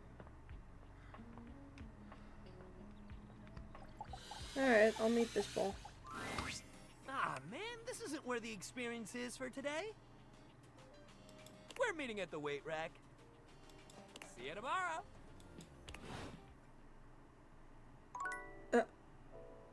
I don't know why I didn't expect it to be the same one. Oh right, I was supposed to go here for her, wasn't I? Again. Fantina lets out an excited little shriek when she spots you, running over to greet you. You don't see anyone else around, but perhaps the other fan club members are just a little late? Oh boy. You came! Oh my god! Okay, sorry. Sorry, I promise I'll calm down. I've actually got some deep breathing rotational exercises I've been practicing to appropriately handle this sort of situation. Don't you worry. I'll get my spindle system back under control ASAP. Honestly, doesn't faze me. And you are so incredibly understanding. Just another one of your exceptional qualities. And again, my sincerest apologies. I just thought that the last time we met would be the highlight of my entire year. But suddenly, here you are again. It's like I'm living in some sort of fantasy. I'm really just me. You're being much too modest. Since you're here, this feels like as good a time as any to present you with your exclusive fan meetup welcome gift. Fantina holds up something small and rectangular. You can't quite see what it is, and she keeps it facing away from you. Of course, you're our guest of honor today.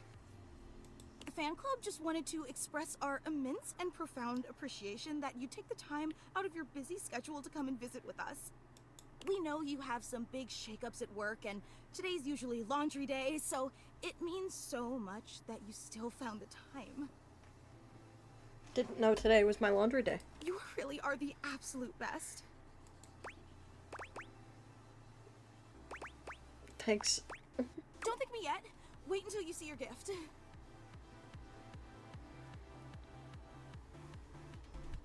I know it's silent, but bye, May. It'll So, be without further ado, may I present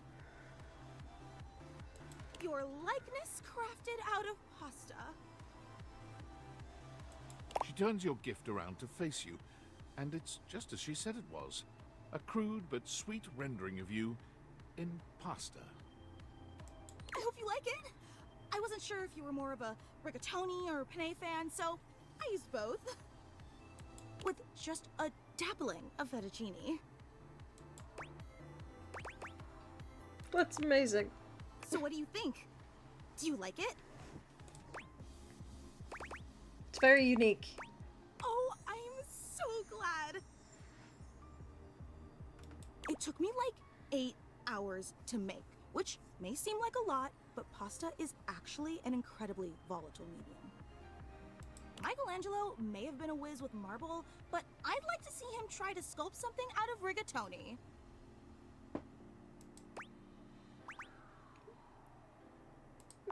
It's very sweet. It warms my spindle to know how much you love it. And the fan club is just so incredibly appreciative that you stopped by. You take another look around, but still fail to spot anyone else. Is the rest of the fan club coming soon? Well, actually, this is the fan club.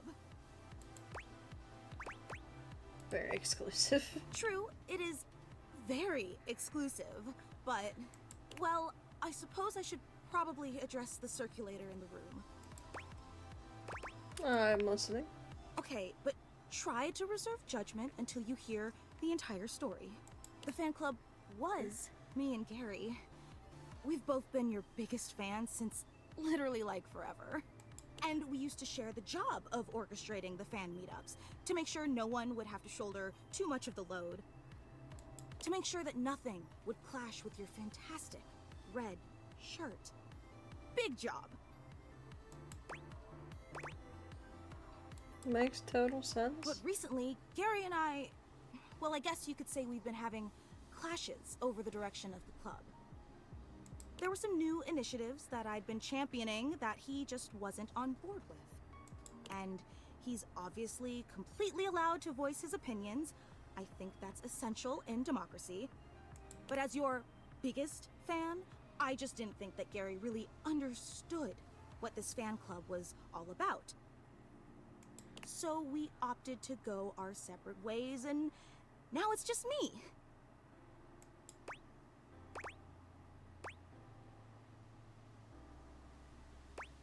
I completely understand. Wait, you're disappointed, aren't you? Literally any fan club is pretty cool. No, it's okay. I can totally tell. And why wouldn't you be? I promised you this incredible, fantastic event worthy of your presence, and what did I deliver? Just me and a lame statue made of pasta that you can't even eat or date? You probably don't even like rigatoni. A real super fan would have known that.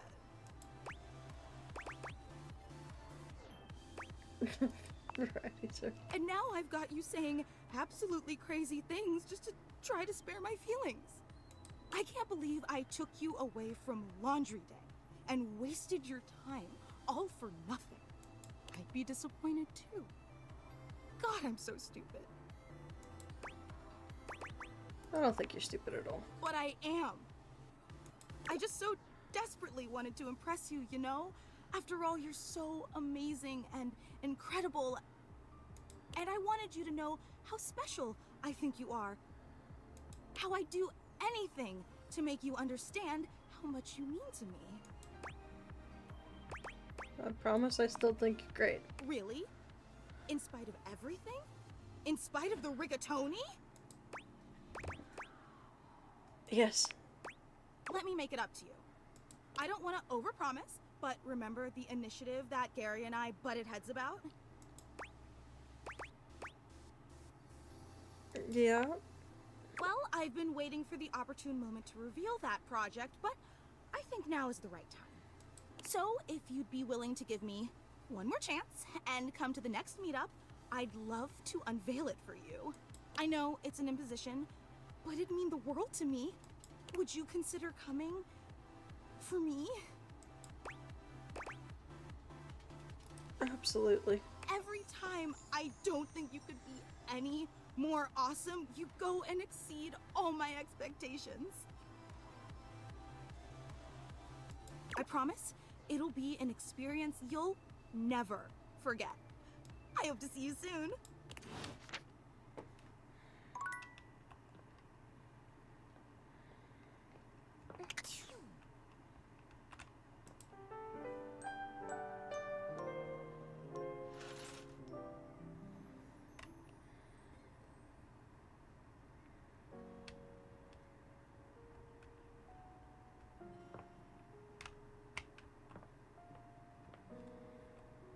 Can I open?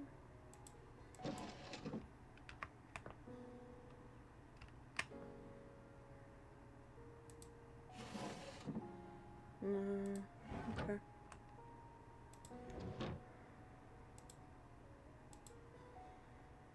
Can I not open the ones down there? No, okay.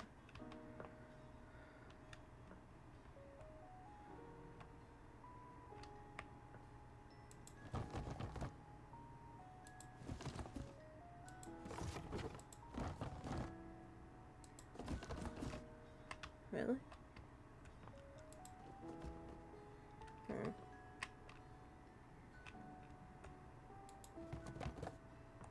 They just wiggle. Trying to find the key.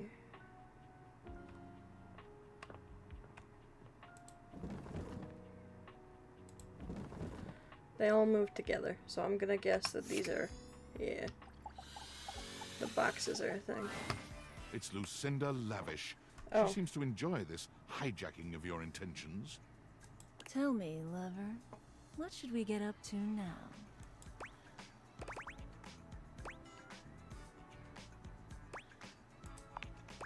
The very best character in the game. I'm Lucinda Leading Lady.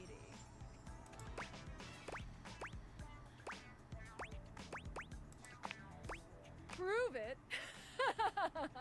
I'm proving it right now with my exceptional voice, body, and other things. But okay, I'll show you anyway, since I've got nothing better to do. I've got the most range, the most interesting stories, the most everything.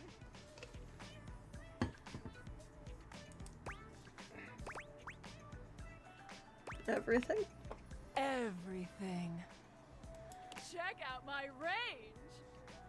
Glass, my Decepticon. There won't be any more glass for the winter. Hey, Shunky! What's going on today? Me and Mellywinks are gonna go to the Boom Boom Zoom Room! Side effects may include drowsiness, hypothermia, stomach upset, and turning into a ghost. And each of those lines was recorded in only one take. I'm basically the best actress! In fact, I'll give myself that award right now. Best Actress, Lucinda Leading Lady. Oh! What do you think? You've convinced me. Yay! Here. To show you my powers and incredible acting prowess, I present you empathy.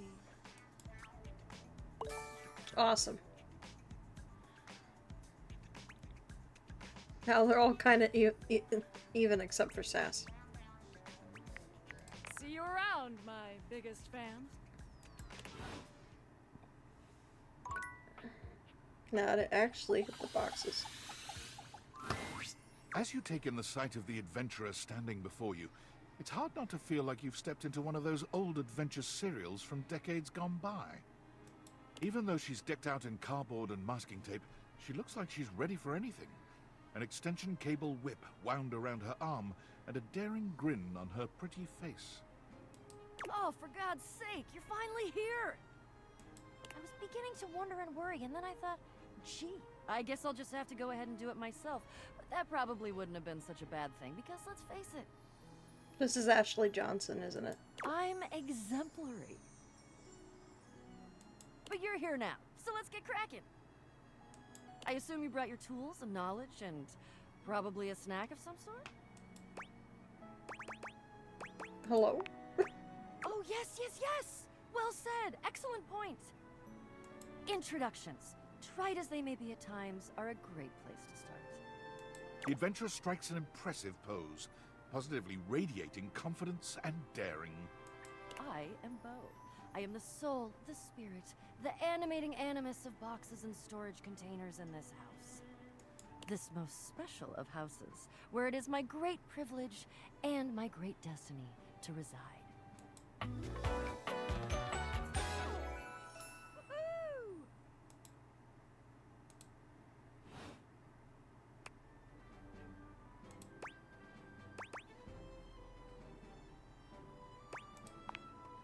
Ha! Indeed I am. Kind of look like you're gonna go on a safari. I am about to embark on a great quest. That's what I do after all. I quest. I am an adventurer. I am a great explorer. I'm also an avid reader. I enjoy bubble baths and secluded mountain hot springs, trips to the beach, studying turtle migration. Anything involving the words ancient, sacred, statue, gem, or priceless piece of history. Welcome back in, Ashby. Wink.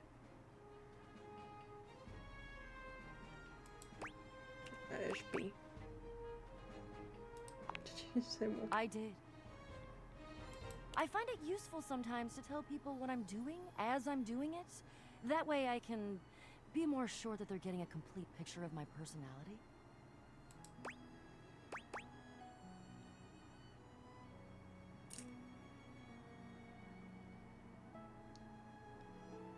Keep saying me. Ah, forgive me. I understand now. I have introduced myself, and then I just got so darned excited my mouth ran right away with me, and I didn't give you a chance to introduce yourself. Not that you need to, of course. I know who you are, but go ahead.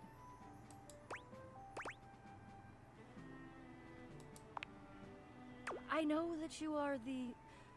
well... Bo takes her hat off for a moment, holding it over her heart.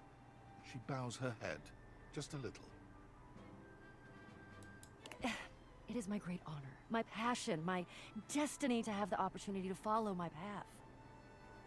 Alongside you, the leading houseologist, to whom I owe such a debt of gratitude and respect.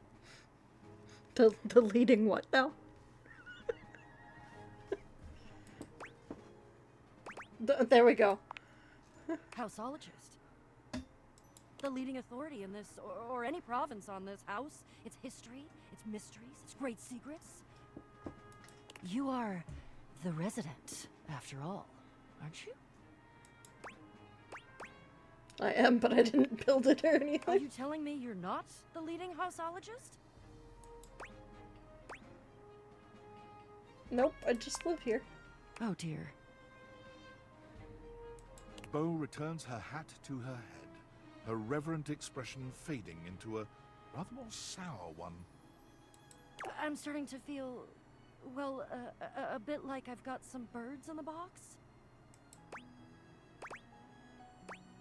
Crap, are you gonna be sick? It's okay. I'll be all right. I'm an adventurer. I may quail, but I will always recover. But you... I may have already said too much. Ah. I'm currently putting on a facade of being hale and hearty, in case you missed it. All is well. Leave. Go away. Get out of here, you scamp, and maybe come back and we can maybe talk about some stuff, and maybe the quest will make its way in there somehow, but no promises. Okay. See ya.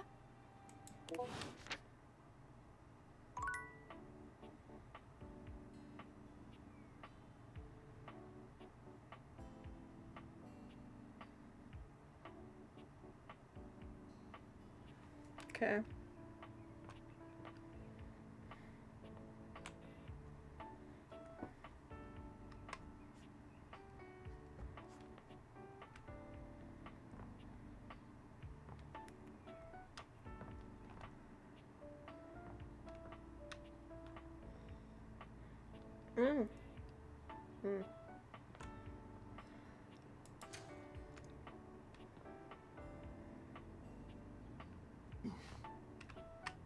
What?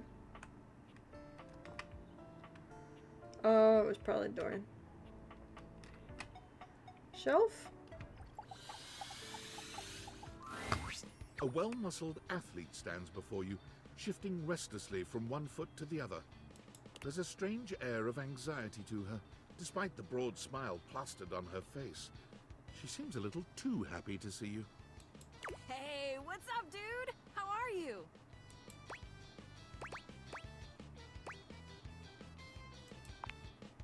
Aw, man, just all right? We can do better than all right. Oh boy. We gotta get you two amazing. Oh, I can't believe we're, like, actually talking now, dude. You've walked past me 1,000 times and never even looked at me, but that's totally okay. After all, I don't do this for the recognition. I'm just a humble shelf trying to grab life by the horns. Gotta carpe that diem, if you know what I'm saying. Oh, Drywall! I almost forgot to tell you my name. Go on then. Okay, here I go. The name's Shelly. I'm your shelves. Yo! It's my job to hold your stuff up with my amazing muscles. I really enjoy doing it!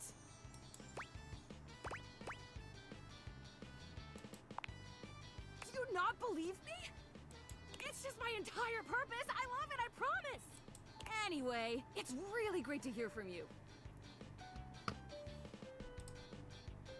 This experience is 100% aligning with my years-long fantasy of meeting you. I've never truly been happier.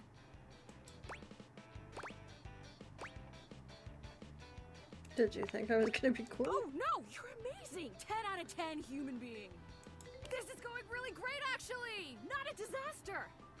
I'm just gonna go for a completely unrelated reason. Later, Deuterino.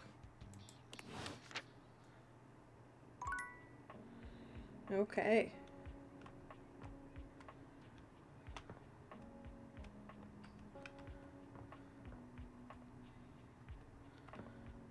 Okay.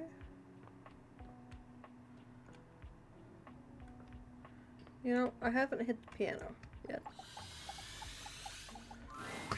A beauty dressed in black and gold stands before you, her eyes closed and one hand held delicately to her chest.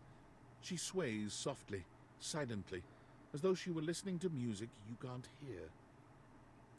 The silence is so long and profound that you begin to notice just how noisy your house is. You can hear your clock ticking, your refrigerator humming, and your air conditioning blasting. Has it always been so loud around here? The silence persists, and this stranger continues to ignore you, lost in her own world. Whatever it is that she's doing, she's clearly very serious about it.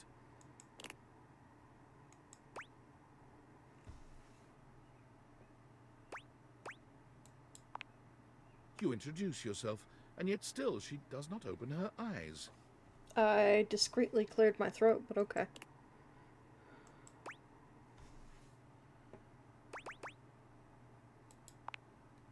Finally, she opens her eyes, heaving a polite but obviously impatient sigh. Damn. Maestro?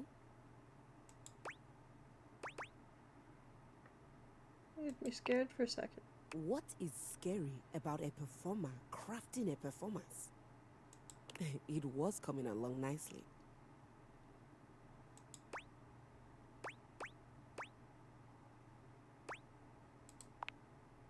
That was door 33. Surely you recognized it. It's an avant-garde piano piece, 33 seconds long, by the composer John Gage. Honestly, the man was a genius. I mean, the idea that music can exist without the presence of a single note. Breathtaking. You know, the very first time I played it was when I was in residence with the Dulcemio. You two have met, I'm assuming?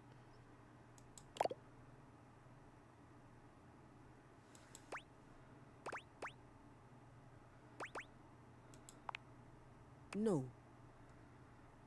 Dulcemio is completely different pronunciation, spelling, and comportment. Anyway, our audience that night was completely hopeless. They all kept waiting for the music to start, as if they couldn't already hear it. A rustling program, a muffled cough. It was all being performed in real time, but they kept staring at Dulce and I like we were the Philistines. Still, it was one of my finest performances to date. It also didn't hurt that Dulce had requested to work with me specifically. I can't tell you just how often that seems to happen. The talent always just seems to flock to me. Speaking of, what is that bizarre little refrain you've been playing over and over as you pass by my keyboard? It almost seems like music, very atonal.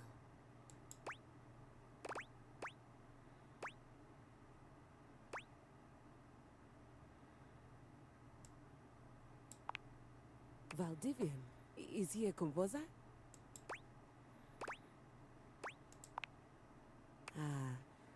I must say I'm rather confused now. Well, whatever you are playing, I look forward to its evolution.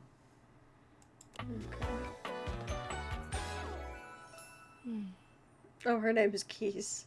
Okay. So long, Maestro. Alright, I have one more.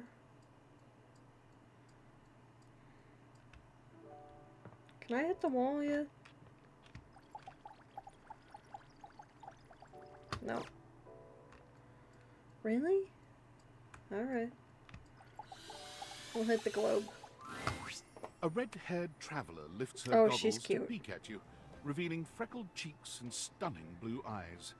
There's a friendly air about her that makes you want to hear her stories. Now, why, my love, you look some lost. Where you longs to?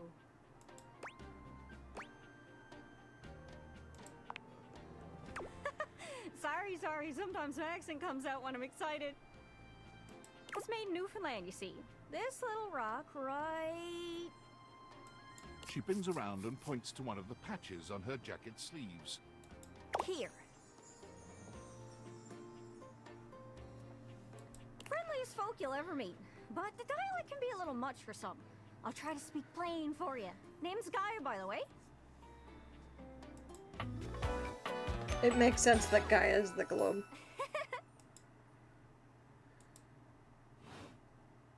So, where are you from?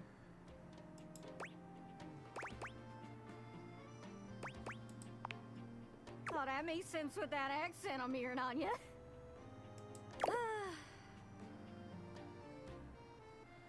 It's a right shame, though. See, I got all these countries and rivers and seas on my jacket. It's a collection I've been working on. And I know the names, but I don't really know the places, you know? I mean, heck, I got them all memorized even. United States, Canada, Mexico, Panama. The works. But without a story behind it, they all feel so far away. You'd think they'd be in arm's reach considering they're on my sleeves, but it's a brain problem. I just can't pin anything down without context. Without stories, maps are just paper. Dots and lines. The reason I ask where you're from is so I can shape the places in my mind with some kind of meaning. Because right now, it feels a bit like I'm just wearing a big vest of unchecked boxes. Geez, here I go talking your ear off. Sorry about that. It's just... I'm having trouble putting myself out there, and I'm so interested in being out there. Why can't you just warp around like everyone else seems to be able to do?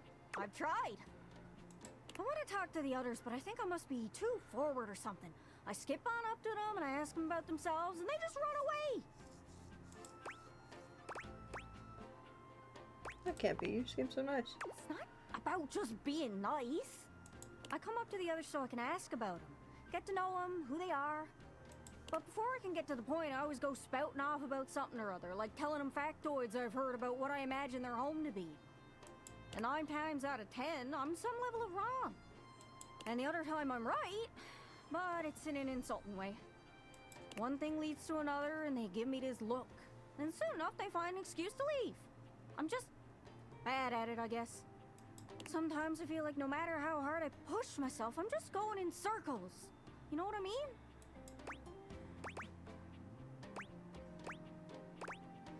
I'm working on getting better with people. It's hard, isn't it? I can see why you need practice for dating. It's just too easy to mess up. You say one wrong thing and poof, they're gone. so frustrating. Sorry. I think I might be Mercator projecting on your situation a little bit. Oh! Whoa! I just had the best idea. You're running to the Four Winds, meeting with people and speaking to the others, yeah? I'm sure some of those folks come from other places, right? Travelers, you knows what I'm saying. Why don't you ask them what they're about? Get to know them a little better, figures out they ticks, and come back, we'll have a yarn. Sound good? Sorry, I didn't catch that exactly. Speak plain, Gaia, speak plain. Okay, so, you're speaking with objects all over the house. You know how some of us have little labels that say things like made in China or hecho in Argentina on the bottom? Well, that means those objects are travelers. They come from away. They're from somewhere else. Somewhere on my jacket. Those are the objects I need to talk to. Those are the ones who can fill out my checklist. This map is uncharted. But if you can bring me back stories from those travelers, then I'd be able to write little notes down here and there, and pretty soon I'll be a bona fide travel guide. It's everything I've ever wanted. And you'll get a chance to practice talking more. Are you shy? I can help. People tell me that I never shut up. I can help you learn to never shut up. Doesn't that sound great?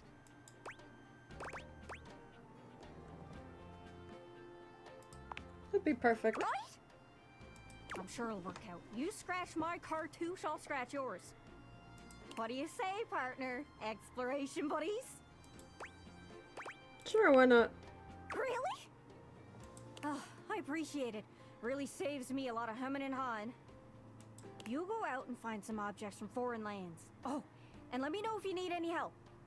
It's hard to explain, but I got a pretty good sense of these things. I can't give you an exact name or anything for who to talk to, but I can get you close. It's kind of like a geocache. I can give you an idea of their general location, but if you want to find those travelers, you'll need to hunt them down yourself.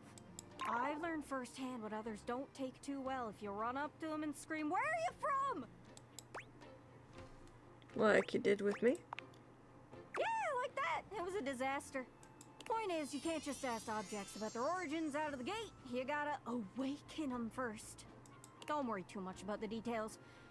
Once you're close with someone, you'll learn more about them automatically. So, what do you say? You want some hints on where to find travelers, or do you feel like searching on your own?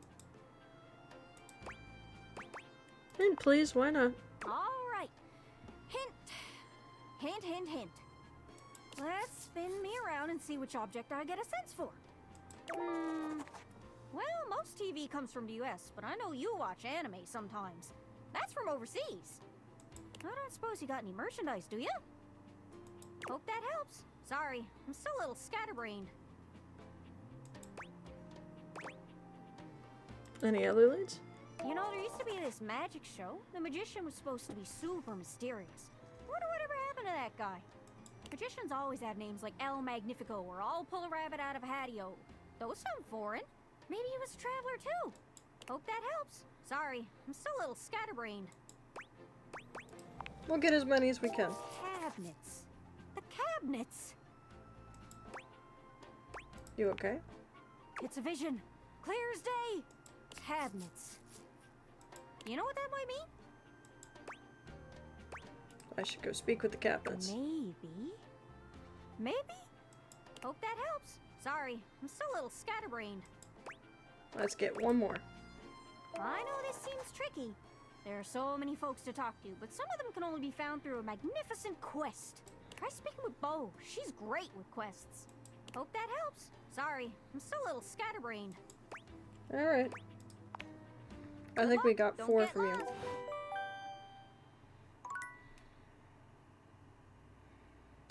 Hmm.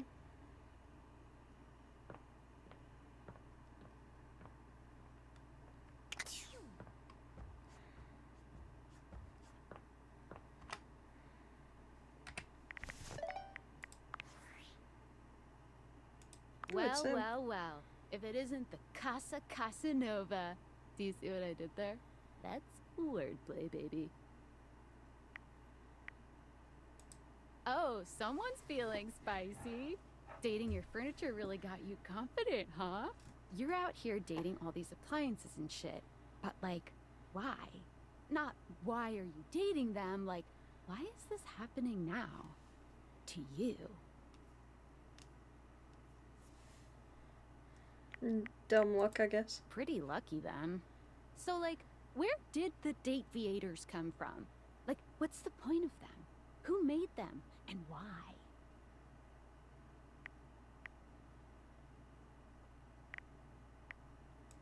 Tinfoil hat?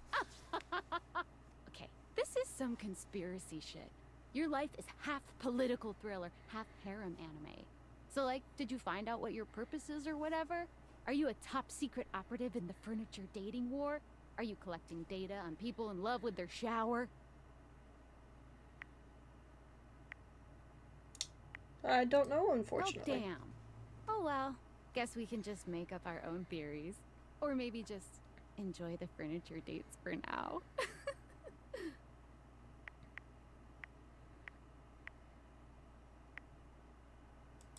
Like what? Oh, like actually doing kisses IRL? I can't take you seriously. Well, this has been fun, but I have a meeting in 3 minutes, and I really want coffee first. So, gotta go fast. Bye.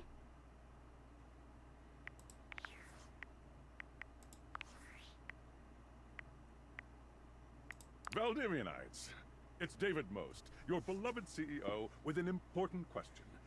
What do the following items have in common? Cellophane, eyeglasses, and bottled water. If you guessed they're all 15% off today only on Valdivian.com, you'd be absolutely correct. But even more importantly, they're all transparent. As your leader, I value transparency above all else, especially when the board of directors changes the locks on my office. Message received, Ian. With that spirit in mind, I need to share some difficult news with you today. I have not been entirely candid regarding my lost sunglasses. Firstly, the lost item was thankfully not my sunglasses. My sunglasses were handcrafted in Italy by blind artisans, are inlaid with conflict diamonds, and are locked in my safety deposit box. No, the missing item in question is actually a Valdivian prototype.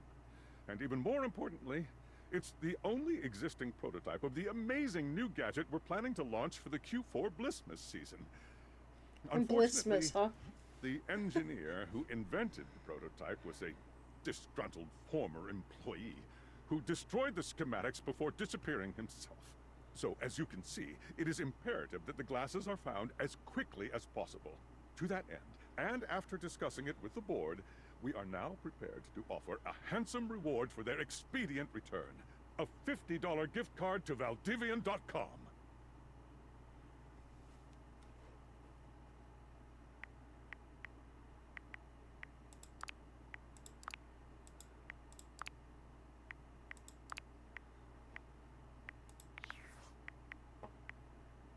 I could have sworn that said 2, but okay.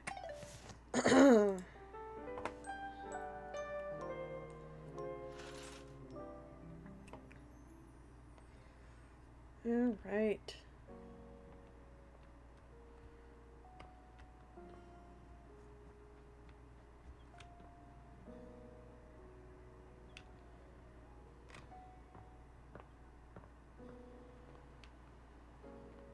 I know we haven't talked to these guys yet.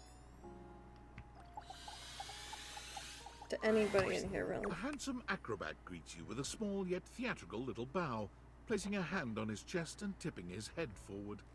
He has the aura of a veteran showman, but he doesn't look particularly pleased to have you as his audience.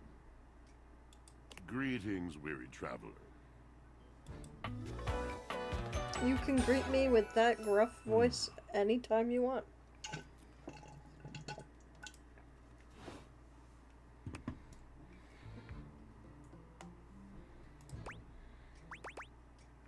Hello.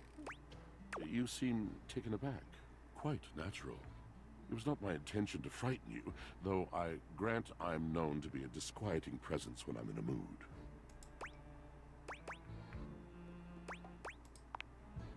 Tiger, tiger, tell me your little gray cells burn brighter than that. Ah, it's Batman then. Excuse me? How the heck did I click that? Okay. Give me a second. Bad mood then. Yes. Yes.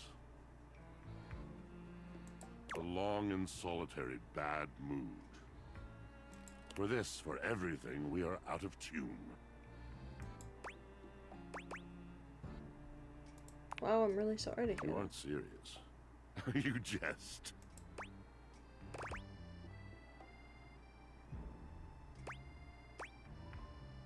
No jesting here, I've been told my You want to jesting. hear my story?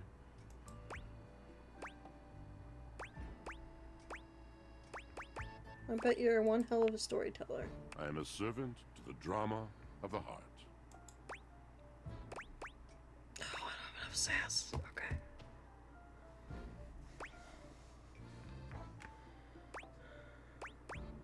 See? Like that, you speak beautifully. I have to. It isn't something I chose. I'm intrigued. I am awash in the scurryings of lives. Countless lives. Countless stories. I am filled with water, the fundamental state of all things. Water, the tears you cry when you are born, when you are made, when you are broken. It is the sweat that drips from brows and shaking knuckles in alleyways, in schoolyards. It flows over its own frozen self down dry and grateful throats. It drops from noses in blazing sunshine onto lemon-printed bathing suits. It is the wellspring of ancient secrets held in rough clay bowls. I am surrounded by it.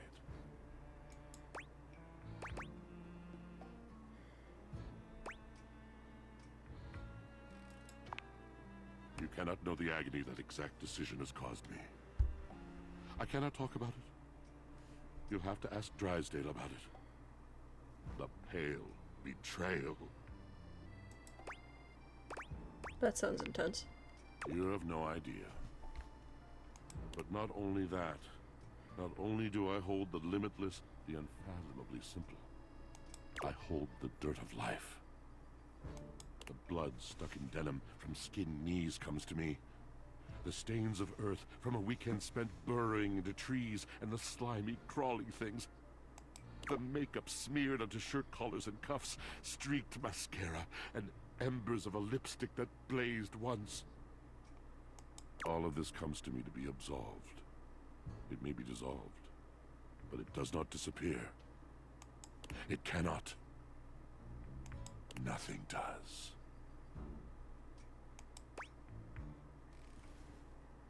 So what happens? I must keep it all. It is a vast treasure house of memories, of senses, and it is safe with me. But how can I, just me, survive that? How could anyone bear the weight of that much life? Tell me. It is the words. It is language. To be able to communicate. To share the burden. It is poetry that keeps me afloat in my own sea.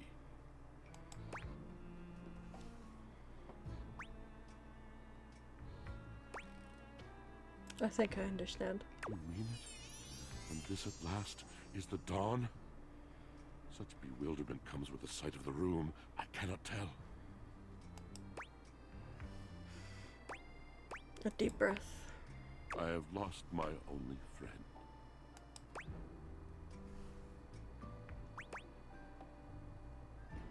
Nod sympathy. He gazes off into the distance, something clearly weighing on him. His eyes narrow for a few moments, and then he sighs. Oh.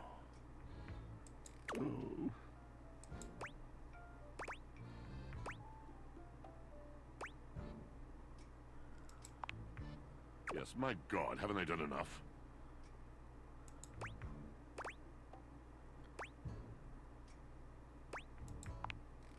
Drysdale. He was a phantom of delight when first he gleamed upon my sight. But we are quite forsaken.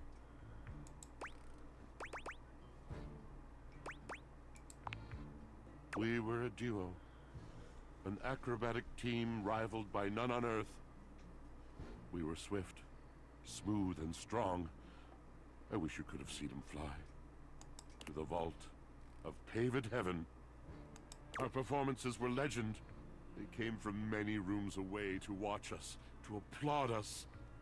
And joy filled me, as wine in a glass overflowed. Sounds like you guys really had an amazing connection. Past tense. But the physical connection between him and me, it is like nothing I have ever known before or since. I could really go for a glass. I no longer partake. Wine was something I shared only with him. Like so many other things. He does not need poetry like I do. When he talks, it is a breeze to my tempest. And to him my tempest seems but a suggestion. A rumor of rain in another man's country.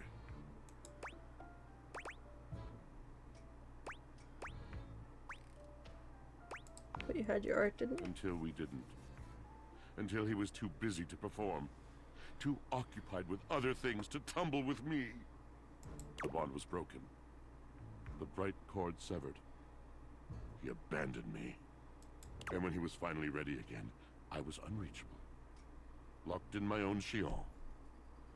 Trying to claw my way back to a friend who could not hear me. The wall between us has been impenetrable ever since.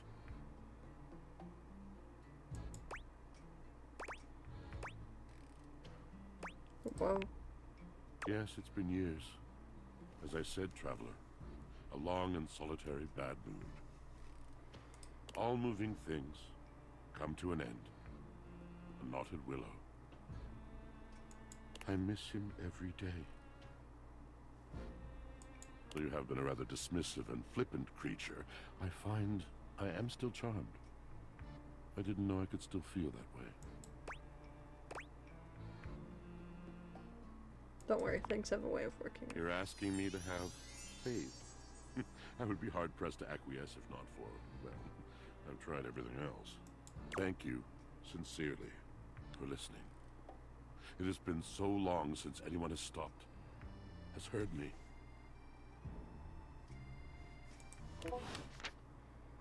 I'm assuming this is the dryer. An acrobat in bright orange evaluates you with a smirk. Yeah. His hair is streaked with grey, and there's a twinkle in his eyes that tells you this guy is definitely going to keep you on your toes. Well, hello there, new face. I may be quite excited to meet you.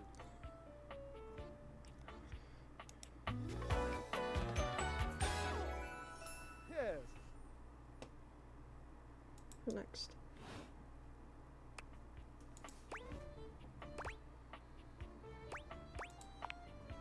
I have a voluptuous suspicion that may be the emotion I'm experiencing. Yes.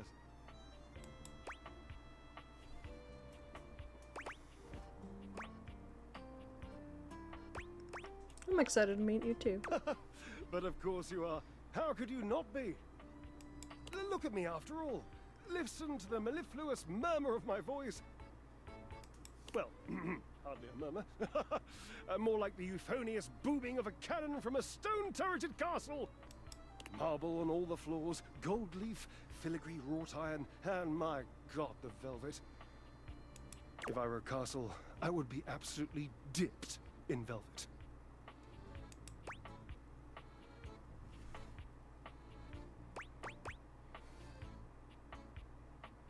Your modesty is impressive. If that was intended as some passive-aggressive hint for me to lower my personal volume, allow me to adjust myself upward a notch or two. Moving on. I do get distracted, don't I? Just so many wonderful things about me on which to expound. My form alone is a temple of wonders. Which part is your favorite?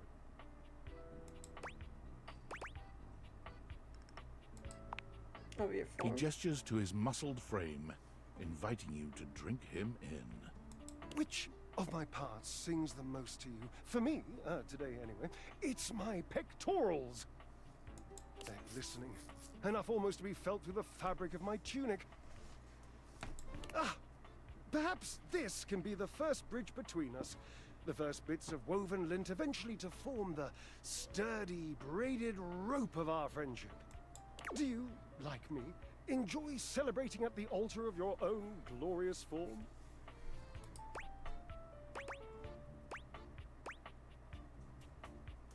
If you mean working out, then no, I hate it. You hate the tireless pursuit of physical excellence?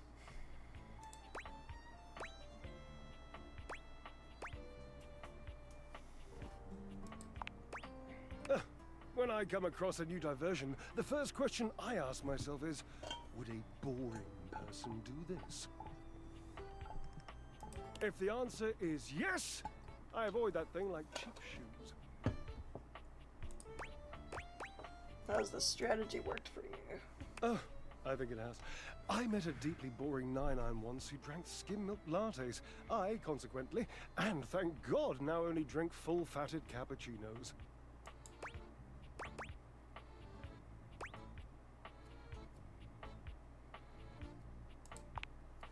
Had to one-up me, didn't you? Couldn't let my story be good. No, had to put in your own. I've got your number.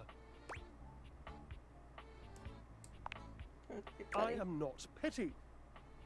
I am endearingly petulant. Whatever you want to call it. I want to call it what I called it. It's exhausting having to defend myself. You're making me miss him. You mean Watchford, huh? Yes. You've met the Sultan of Sop. We separated officially, but I do miss the big lug. Even if he outdoes my talking 10 to 1. Call Washford for me.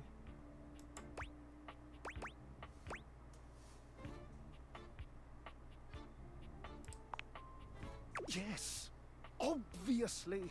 If it were genuinely far away, this would be so much less torturous. But as it is the stuff of pure drama. Sumptuous, don't you think? I can't believe I'm doing this Watchword. Just wait a moment. He should be here. It appears your pipes are not glorious enough to traverse the great distance that still persists between us. You'll have to use your feet. Not as glorious, slightly floppy really, but hopefully effective. Have at it! I cannot. I've already talked to him today. Normally, when you aim your Dateviators at an object, you see one personality only.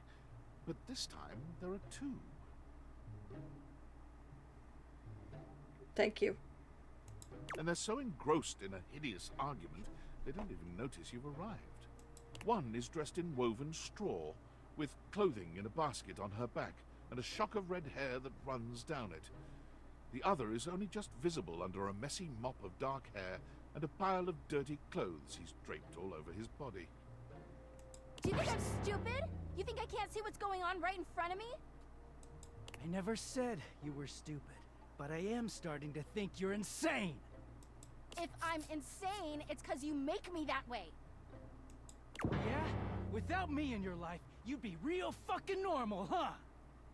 Like you don't cling to literally anyone in your life the same way. I wouldn't have to cling if you would just stay where I can see you. I am here literally every day. I can't have a minute to myself. This is a bedtime. Both of them whirl around to face you, their expressions changing immediately. Oh, hi! I'm sorry you had to hear that, but please don't worry, it's fine. Yeah, just fine. The energy in the room may have dampened, but there's still a thick tension in the air. You don't have to pretend to be okay. We're not pretending. We're just as strong as ever. Yeah, strong.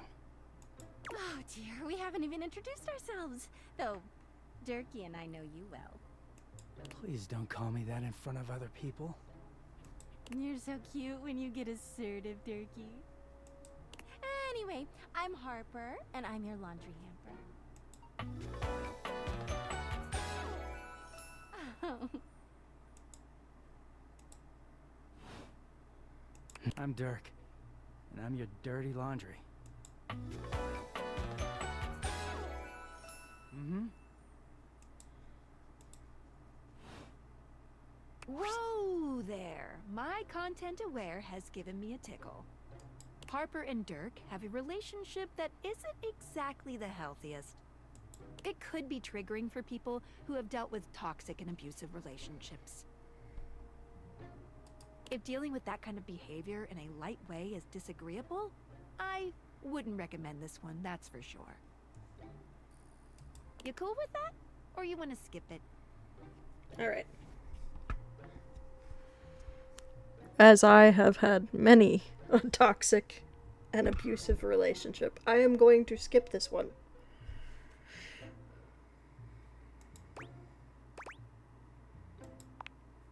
No worries. Harper, Dirk, come here a second. What's up? You're those glasses. What is it? Would you like to keep these two lovebirds together, or break them apart? Break them up. Is this the end, then? Think so, yeah. Harper holds her arms out, and though Dirk hesitates for a moment, he walks over to envelop her in a tender hug. I'll miss you, Durkee. Don't miss me, Harper. Just take care of yourself, okay? Yeah. You too. They linger for a few moments, and then they part slowly, both turning to look at you. I wish you well, Harper. I really do.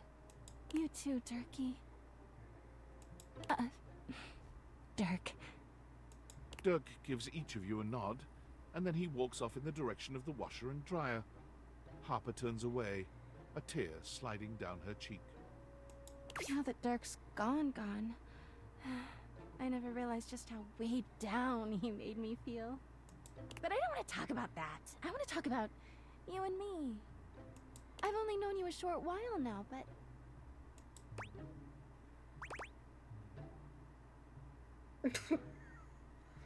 Sure.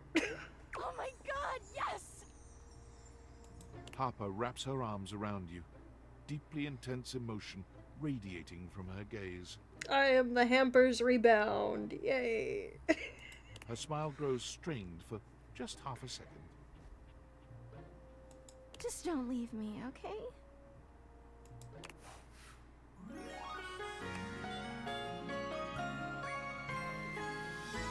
Never leave me, okay? I got more poise. Oh boy. At least empathy didn't go down. I have 2 more. They said cabinets, so... A handsome stranger with a model-esque beauty stands just a few feet away from you, posing with a hand in his hair, as though he were in the middle of shooting a perfume ad. The moment he lays eyes on you, he lights up, drinking you in with a warm smile and warmer gaze. Ciao, beautiful.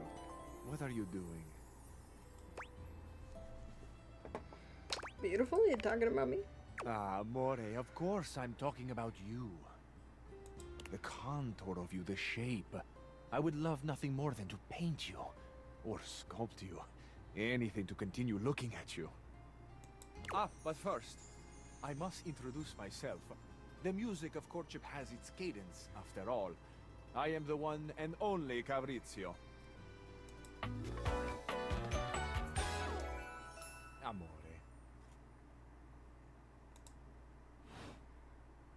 Piacere di conoscerti.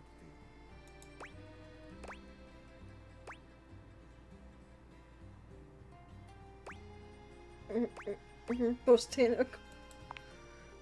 Aye, Degno di nota. What a beautiful effort you're making to speak the language of a new friend. Now that we are introduced, we must get to know each other, eh? Let us begin with a simple question. Un aperitivo. Do you, and so much is contained within your answer, have a favorite flower? I do. Ah, tessero bellissimo. Of course you do. A vibrant heart must have a love of nature. Picture it. I will try to guess what it is. I see. Amore, what a rich and colorful mind you have. It is a pleasure to me to be inside your eyes, seeing all your nooks and your crannies.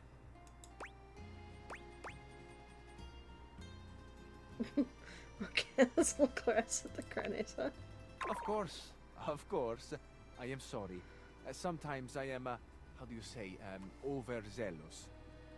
There is time for crannies later. And nooks. I see red. No, not red. Amore, how specific you are. I do see red. And also I see orange, the color of sunset. I see blue, the color of the ocean at night, or the sadness at the bottom of your eyes. I see yellow and pink, the colors of the wings of the lefate, glimmering in the early morning light. Amore, so powerful is your mind, sending this vision to me. I can even smell this flower. It's a little spicy. It's earthy, and yet light. Smell is such a powerful sense, Amore. It is the sense that goes most directly to our memories and our hearts. What a gift you give me, Amore, with this aroma. You are thinking your most favorite flower is Uccello di Paradiso, the bird of paradise. Nope.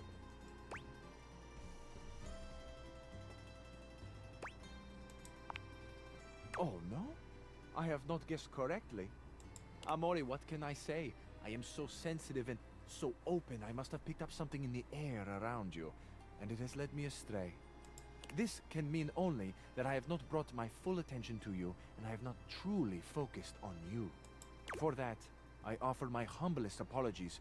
You are deserving of all of me, Amore, and I shall not fail again. Apology accepted. I feel I should tell you also. It may look as though I have something of a hard exterior. I have heard before, though not from lovers, that I can sometimes appear closed. But let me assure you, nothing could be further from the truth. I am open. I take great pleasure in being so, open to the world, to experience. I am open to you, Amore. Oh, back pop. Will you grant me another gift? Will you share with me more about yourself? What do you love? What makes you cry? What inspires your passion?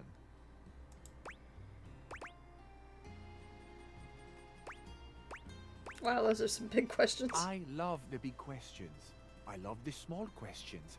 It is the finding out about each other, sharing your hearts that brings the spice and sweetness to life. That was the sound of my wedding band hitting the desk. Oh. Might I suggest that we savor these questions over dinner? Then we have a date. Absolutely. Bellissimo. La buona fortuna smiles on me today. I'll be counting the minutes. I will await your pleasure, Amore. Ciao to you for this moment, mia stella nuova. Where you go now, take with you the passion of Fabrizio. Dio!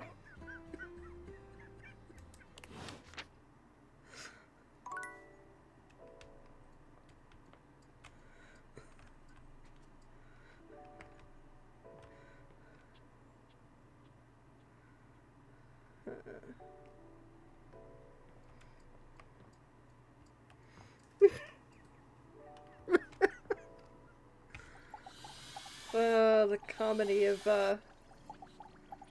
using that. There's something strange about the handsome figure you see standing before you. It's not his clothing, even though he does appear to be dressed in some sort of plastic armor. No, it's something about his face. Handsome though it may be, you can't quite place his expression. Stranger still, he doesn't speak to you at all. He just stares, his face screwed up in concentration, and his lips pressed together.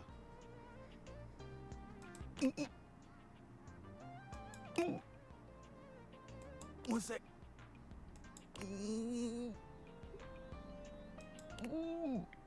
Sir, what are you doing? He lets out the breath he's evidently been holding, bending forward with his hands on his hips as he inhales and exhales deeply. Woo. Sorry about that. Just trying to see how long I could hold my breath for. Where did I walk to? It is super weird. You have the most bizarre timing. All right, now that that's taken care of, I can give you my full attention. Name's Hoover. My friends just call me Hoove, though. What's up? Henry Hoover. You here to chat? Or is there another incident to clean up? And today was supposed to be my day off. I'd love to chat. Sure. What about?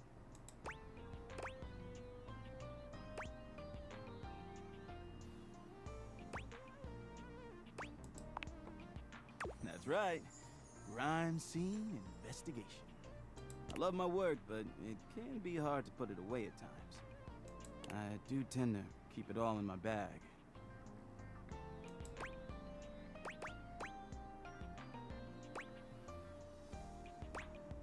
Seems pretty full. Oh, there's plenty of room in there.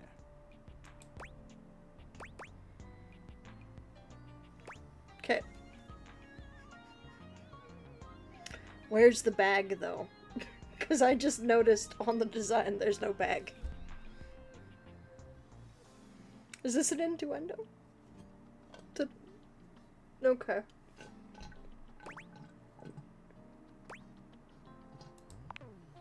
Yeah, maybe.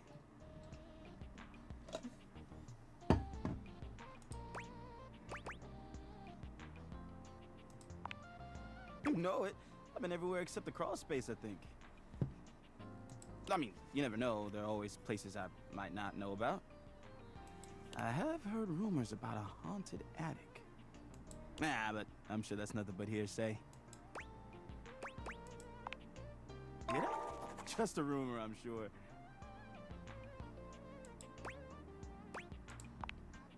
Yeah, a bit. It's been a long week. But I enjoy working hard. Makes that can of oil at the end of the day taste all that much better.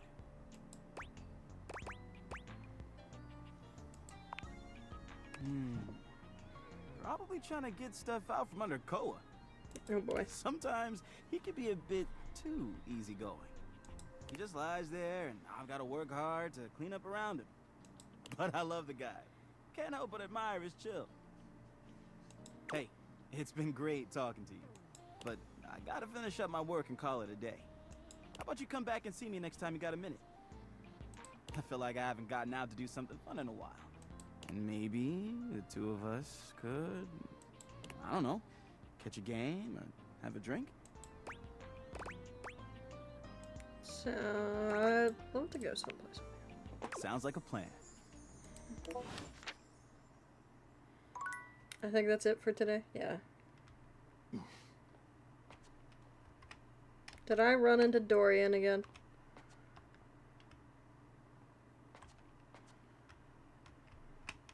Or not? Okay. Tab.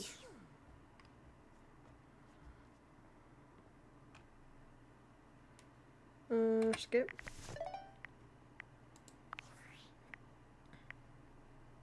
Attention, jackasses! It's been weeks already, and you're seriously telling me there's been absolutely no movement on this missing glasses issue? Oh boy. Maybe I haven't made myself crystal clear. Nothing else matters. You get me? Your expense reports, corporate retreats, PowerPoint presentations, I don't care about any of it. This is your one and only priority. You find me those glasses if you gotta burn this whole worthless rat trap down to the foundation, and do it now! Secretary Dawson at the Pentagon is breathing down my neck, and his breath stinks like flaming garbage! You think shareholders are bad to piss off? You do not want to screw with the U.S. Department of Overseas Violence, get me? We're all gonna end up buried alive in some desert somewhere! Find me those glasses, now! And who the hell came up with the 15% off transparent items promo? No consumer buys anything based off of how transparent it is! Find me whoever came up with that crap and fire them! David.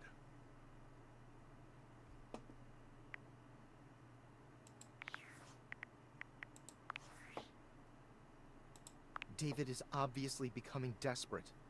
He doesn't do well under pressure. I'm worried his behavior will gradually become increasingly erratic until he crosses a line he can't come back from. That sounds bad. You have no idea. I should never have put you in this situation. Naively, I believed as Valdivian's lowest paid employee, you would be safe. But it's become clear that as long as you possess the Dateviators, you'll be the target of David's wrath. Anyway, I have a solution. What? Use the realization recipes to bring Skylar to life. If Skylar becomes human, the Dateviators will instantly cease to operate. And if the Dateviators cease to operate, there will be absolutely no evidence implicating you in their theft. Realize Skylar, and destroy the Dateviators before David unleashes his full fury upon you. He has access to resources you'd never believe. I'm afraid there's just no time to explain. You see, I forgot to charge my phone's battery last night, and now I'm at 2%. And I can't charge it because I also forgot my charging cable. Can you believe that? But remember, realize Skylar ASAP. I'm worried his behavior will gradually become increasingly erratic until he crosses a line he can't come back from. That sounds bad. You have no idea. I should never have put you in this situation. Naively, I believed as Valdivian's lowest paid employee, you would be safe. But it's become clear that it's as long as replaying. you possess the Dateviators, you'll be the target of David's wrath. Anyway, I have a solution. I'm just gonna have to replay it real quick. To bring Skylar to life. Realize Skylar and oh, I can. What kind of resources? I'm afraid there's. You see, I forgot to. And I can't. But remember, realize Skylar ASAP. Cool.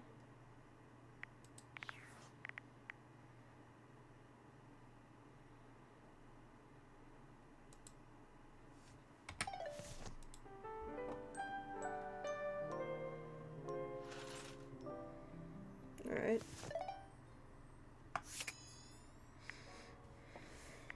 Skylar. Hey there, oh great purchaser of DLC. I'm just a humble gamer. Perish the Gamer. thought. Blah, blah, blah. If you're wondering where those extra datables are that you purchased, fear not, for I can guide you. Yeah, where are they? The first one, Mikey, is really easy to find. He's the neat little treasure chest right next to your bed. Thanks. As for the second one, Lucinda Lavish. Oh, I've met her. Well then, let's get to the menus, because I can't help you anymore. Anyway, enough of tutorial lady. It is time for Menu Lady! Welcome! What can I do for you in my main menu? Can I realize you? Oh! Oh! No. No? Well, just not yet. Is it some quest I have to do? Yeah, pretty much. When Franklin least made me, it was in a sort of a mad, passionate rush of scientific fervor.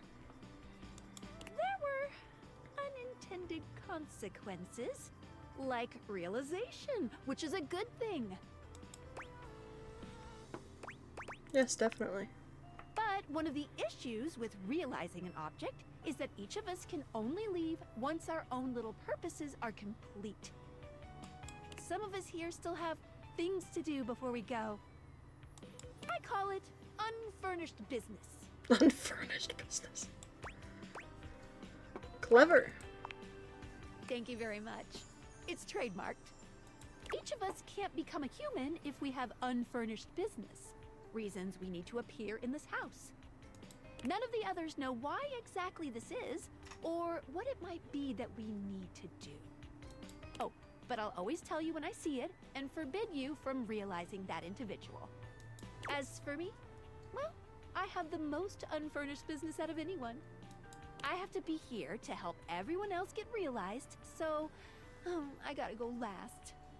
Sorry to be the bearer of bad news, but if you want me realized, you have to get everyone else realized too. Okay, so Skylar's gotta be the last one. Okay, now I see what my quest is. You got it. Keep realizing everyone you see, and eventually my unfurnished business will become furnished. Yeah, you know, finished. Okay.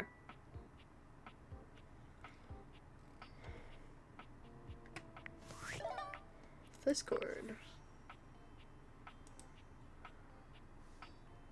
Ah, it's me, Tinfoil Hat. Are you there? Yes. I'm still receiving data from the Deviators. Why haven't you brought Skylar to life and destroyed them? I realize all the objects are flirty and super hot, but as long as the Deviators exist, David will be hunting you. And you don't have a chance. He has a whole I had a island feeling this had to just do with what practice she just hunting told us, people. so I clicked There's it. definitely no people hunting going on here, Island. Thinks he's so clever, but I'm on to him. I can't realize her. You can't realize her? Oh dear. This must be unfurnished business. Undoubtedly from too many reanimation gluons in the plasmonic nanogenerators. Oh, I was afraid of this. My calculations showed it was a possibility, but I didn't realize it was unavoidable. Can we talk more about There'll be talk about reanimation gluons much later, I promise. Alright, change of plans.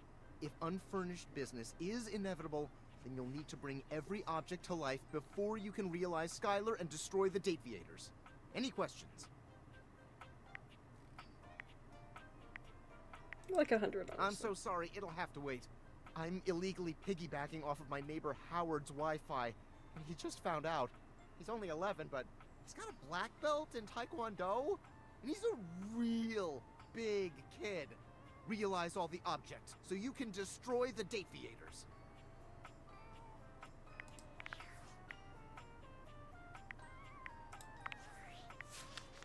Alright. Oh, yeah, I had a feeling.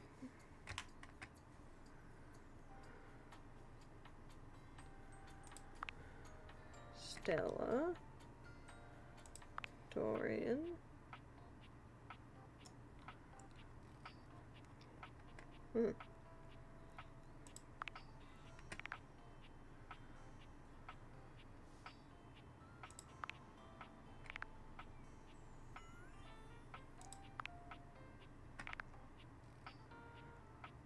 Get rid of all of the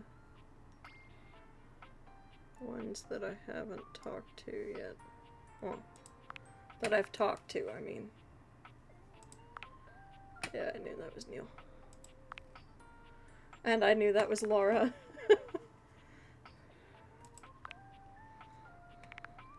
I thought a feeling that was, I don't know.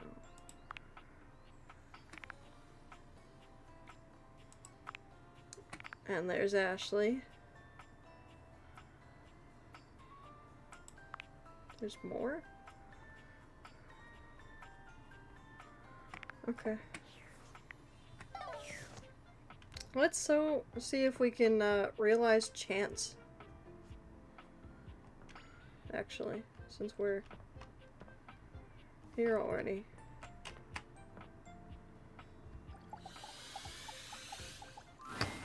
Lucinda Lavish stands in your way, a well-endowed Lucinda. body striking a luscious pose. Tell me your desire.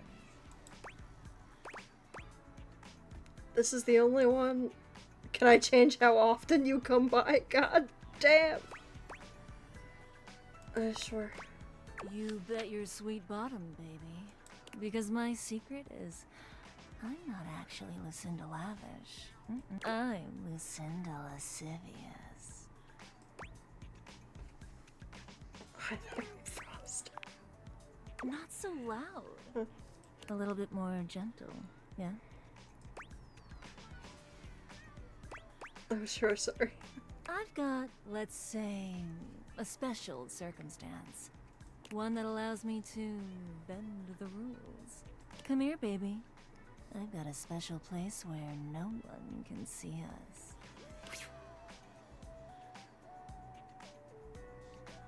Lucinda takes you to a rather strange place. You can't quite make out where you are, but you are certain you are somewhere near your house. It could be that she's right. No one else can see you here. No one else who has any say, that is. What do you mean? We could get into all sorts of trouble here. Horny trouble. This is my fantasy chamber. A place where all your wildest fantasies can come true. Tell me, my effervescent darling, what is your wildest fantasy?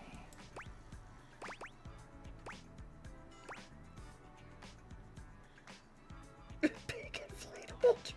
None of the above. Oh, because it's more vanilla than these? Or more spicy? This is a dangerous. Vanilla. Nothing wrong with simple if you're with me, baby. It's here and only here where we can do these things. My time here is limited, so I'll have to see you around when you least expect it. But next time, I think you know exactly what you want to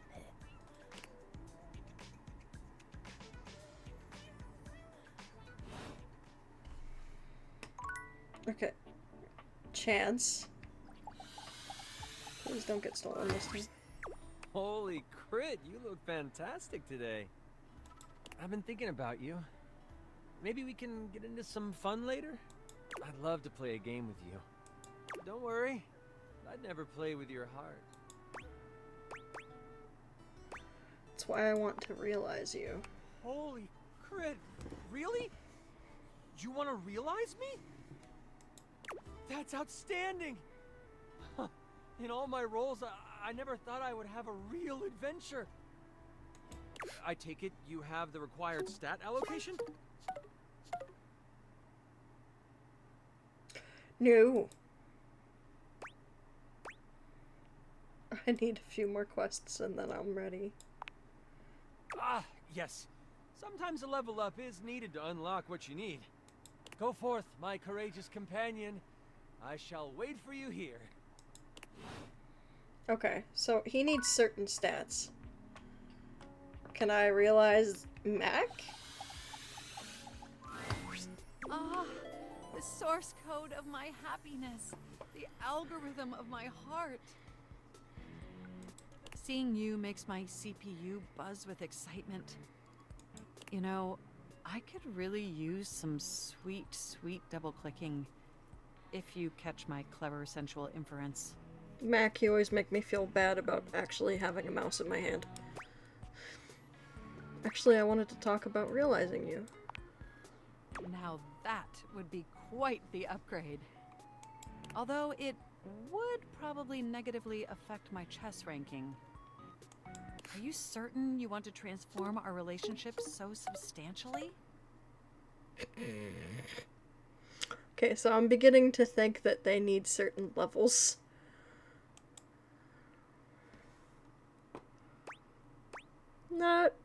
Not just yet. I understand. After all, it would be an immense alteration.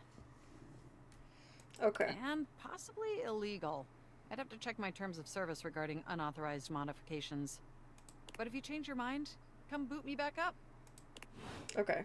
Okay. So I need certain levels to the specs before that happens. Got it. Got it. Got it. Good. Good lord. We'll talk to Dorian for the last time. Dorian stands firmly in your way, an unmovable wall. Thinking of going outside? Just wanted to get to know I'm you a better. door who's the main entrance and egress from this domicile. I'm more impressive and ornate than the other doors, because I need to project a welcoming presence, but also make it clear that those who do not deserve entry stay outside. You look great. Cheers. I open up when you tell me to. It's you who needs to make the decision about whether you're really ready to go out there. After all, you're the only one who knows the reason behind why you tend to stay inside these days.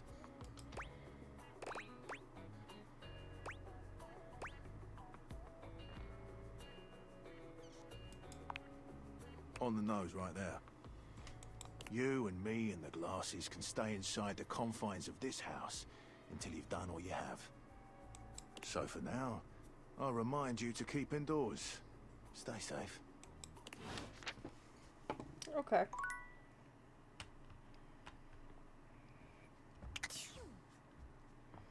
To bed we go.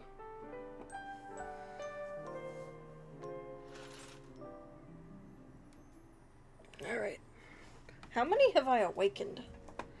Just out of curiosity. Because there's 102.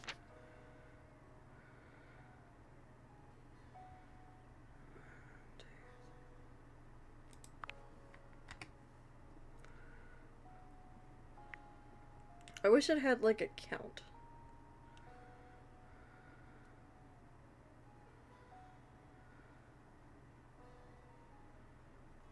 There's a cat-looking boy? You know, I haven't talked to Molly in a bit.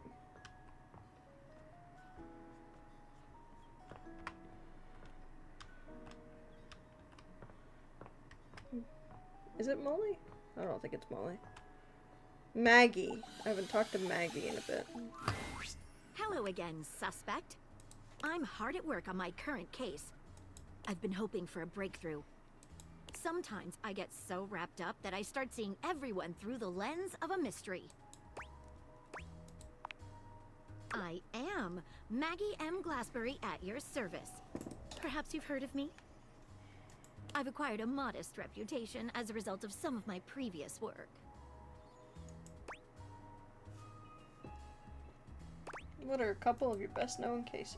Maggie puts her hands on her hips, positively radiating pride. Why, it was I who solved the mystery of the missing sock. That was you? A brief interview with the Stackables and a chat with Dirk was all it took to sort that case out. The sock was in the depths of Harper's hamper. Glad someone got to the bottom of it. I also cracked the caper of the self-generating dust rabbits. Alright, really? Where do they all come from? Static electricity. It causes particles to accumulate around pieces of hair. Your hair, to be exact. They form undisturbed, in-dead air pockets. That's why they hang out under the couch.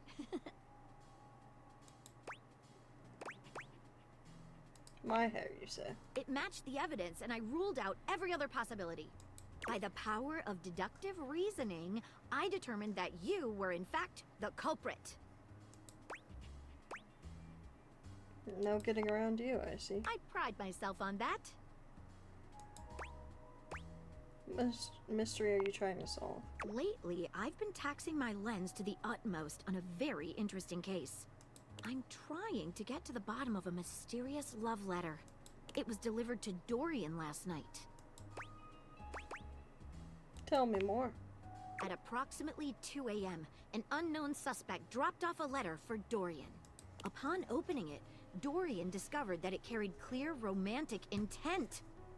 That is to say, it was asking him out. It described how his protective yet gentle presence had won over the writer's heart.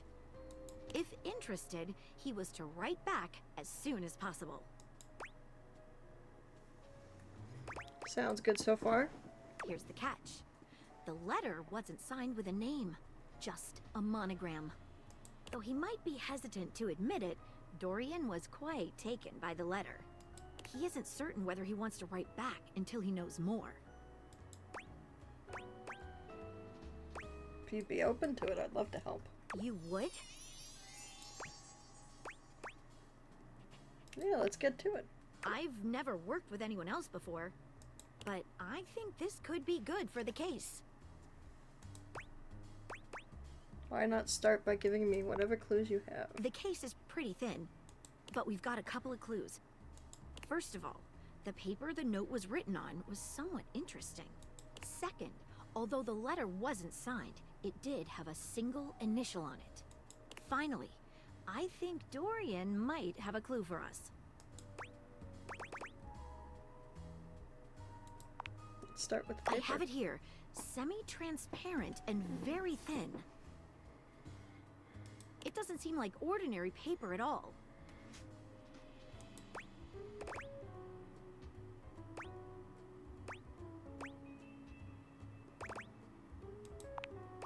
She gives the paper a careful test snip. Cuts just like normal. What else should we try with the paper? Burning a small piece? She focuses a magnifying glass on the paper for a few moments, stopping immediately when it begins to smoke and catch fire. Yikes! It's definitely flammable. Does seem to burn slightly slower than normal paper, though. What else should we try with the paper? Corner of water? She dips a corner of the paper into a small glass of water. Look at that! It dissolved! What else should we try with the paper? Taste it. Taste it? If you say so. She carefully dabs a corner of the paper against her tongue. How interesting. It's edible and tastes slightly starchy. What else should we try with the paper? See what other clues we got. What should we look at next? What initials? A stylized letter M. First initial? Seems likely. What should we look at next? Let's have a chat with Dorian. Hello there, you two. Good to see you, Dorian. I've enlisted our friend here to help solve the case of the mystery letter. Splendid idea. Can you repeat what you said to me earlier? About the smell you noticed? Right. Well, when I first opened the letter, I caught the faintest whiff of what I think was truffle. Strange, no?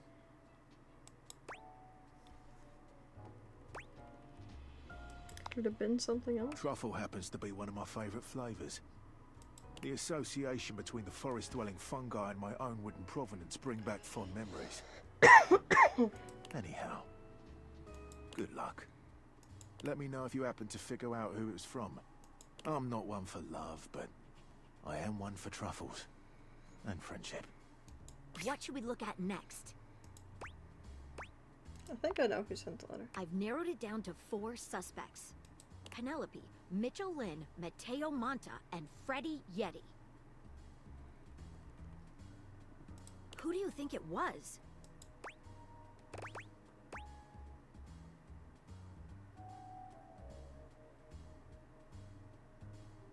I think it was Mitchell. Wait a minute. I think you might just be right. The stylized letter M is his signature.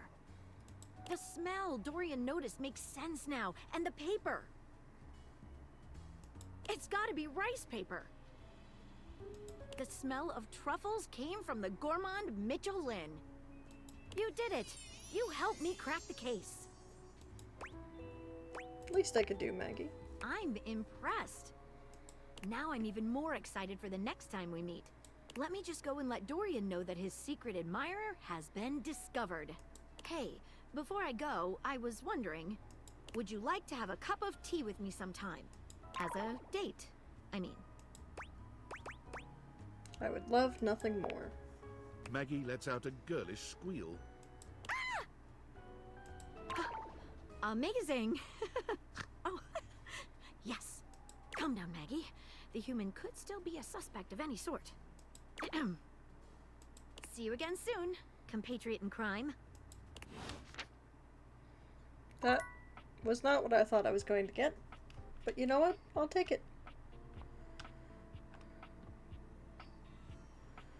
Table. Oh no, my earbud died. Okay.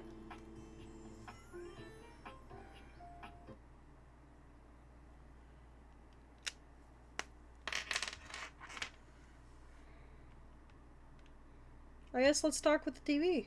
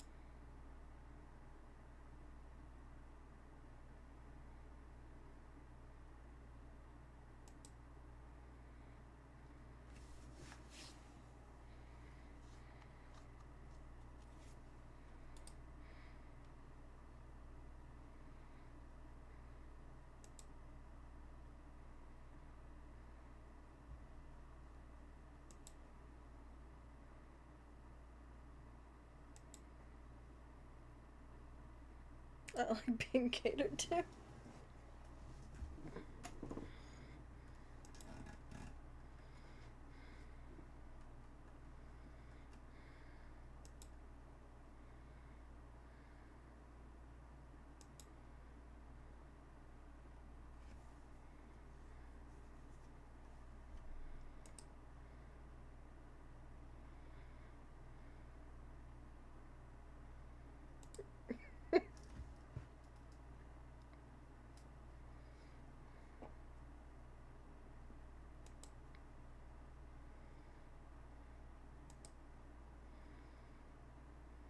Wow, 5,000 really?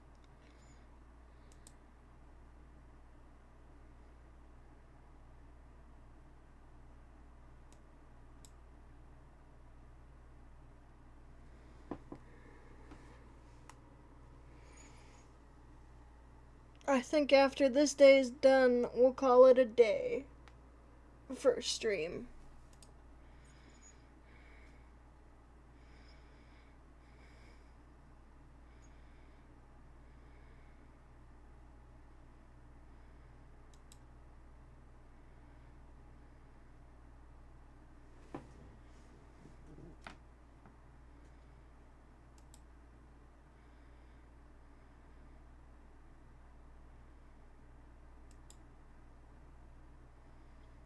How's your pricing?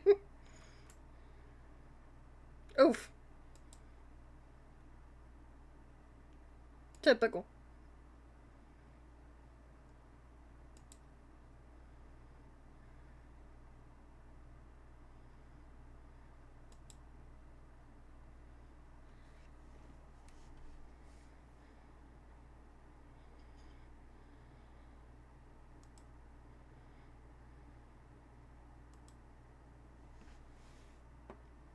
Until I go blind.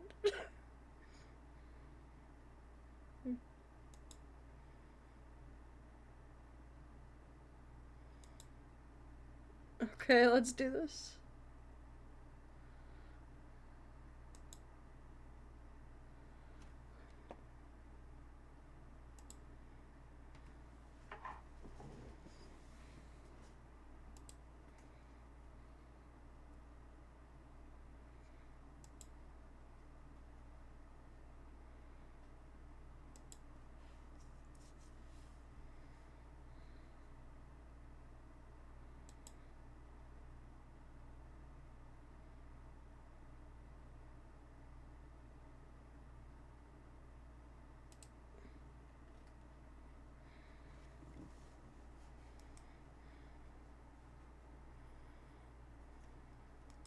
God. Very clever.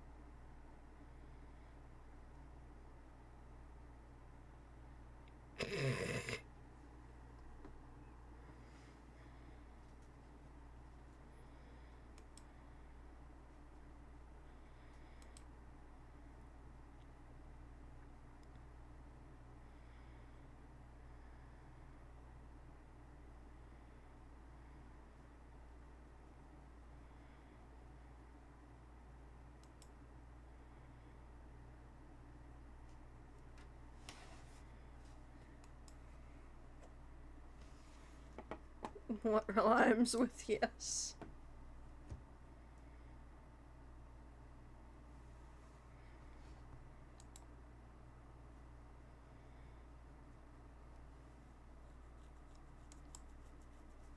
What's up?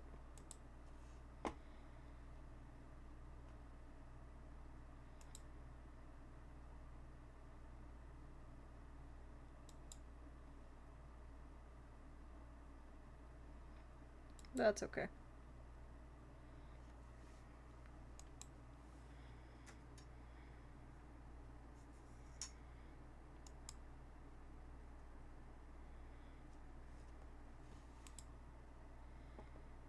Home renovation?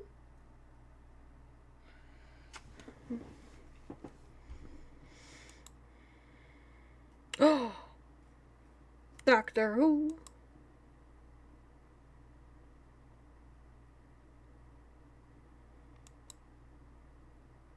Balls to the walls.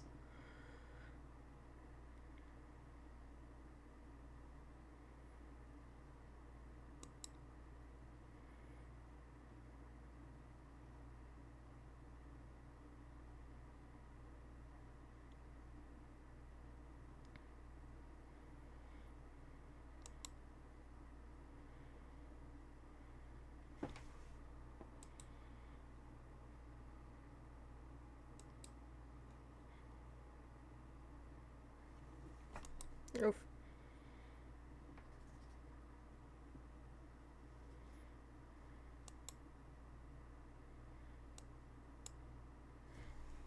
Local community access?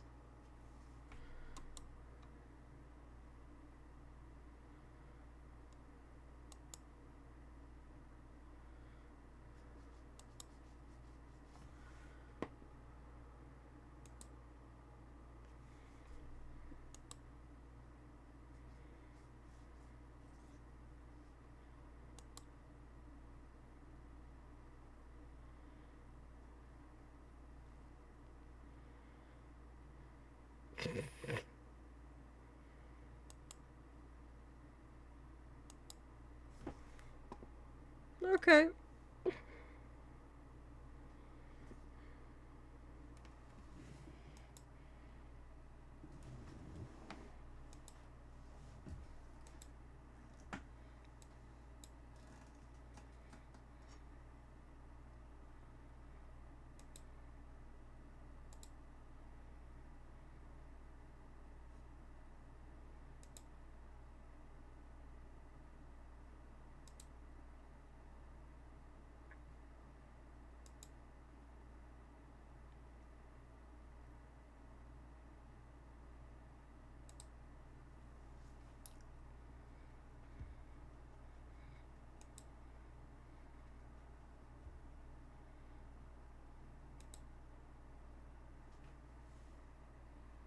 Okay then. 3 more.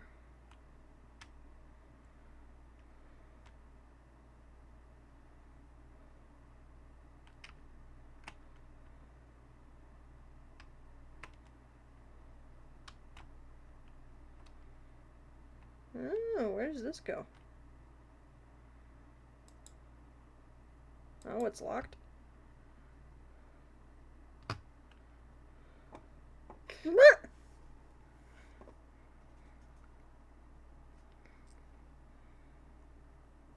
I didn't mean to click Dorian. Well, I did, but...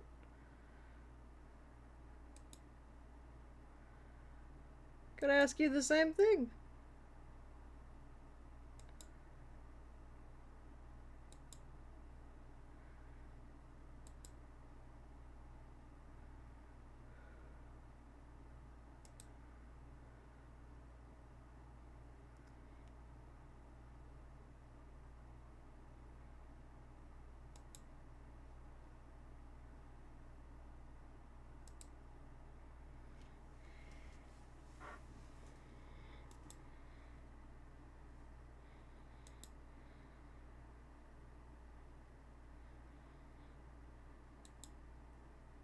Okay.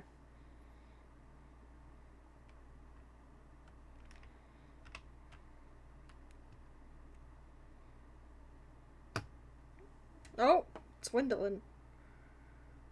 I thought maybe it would be a different one.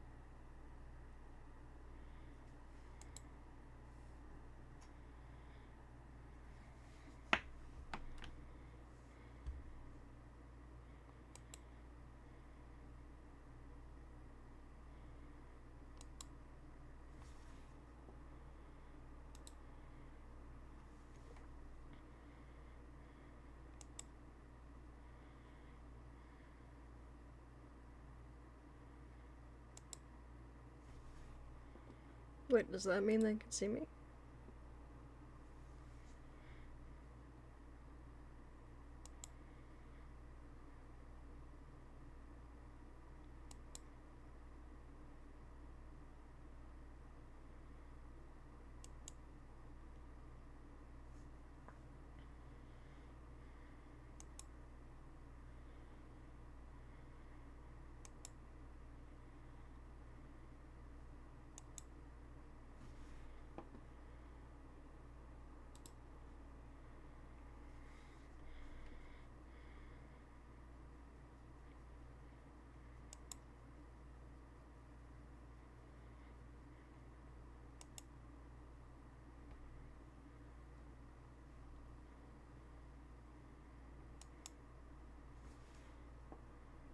So scandalous.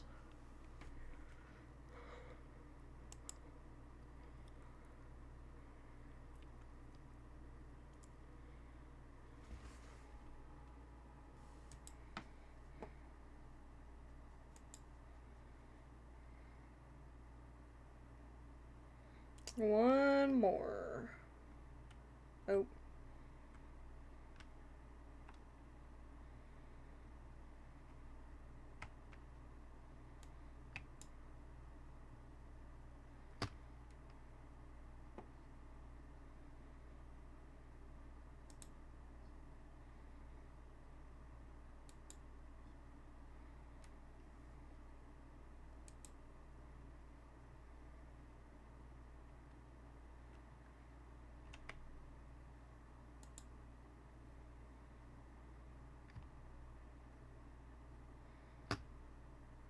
Oh, okay.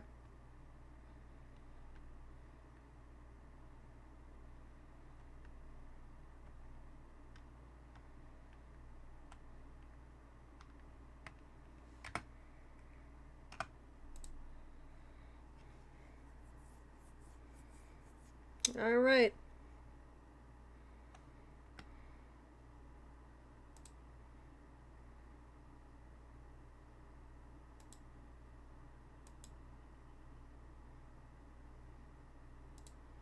Is it 49 items? Nice. All right. That said, I did say that we would call it after that day. You too. Let's figure out where to send you guys. Thank you so much for spending time with me. Tomorrow we will be doing a collab with Puddle and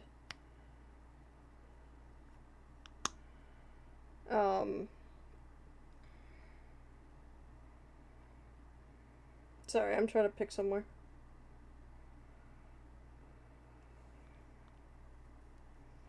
Let's go to Godric.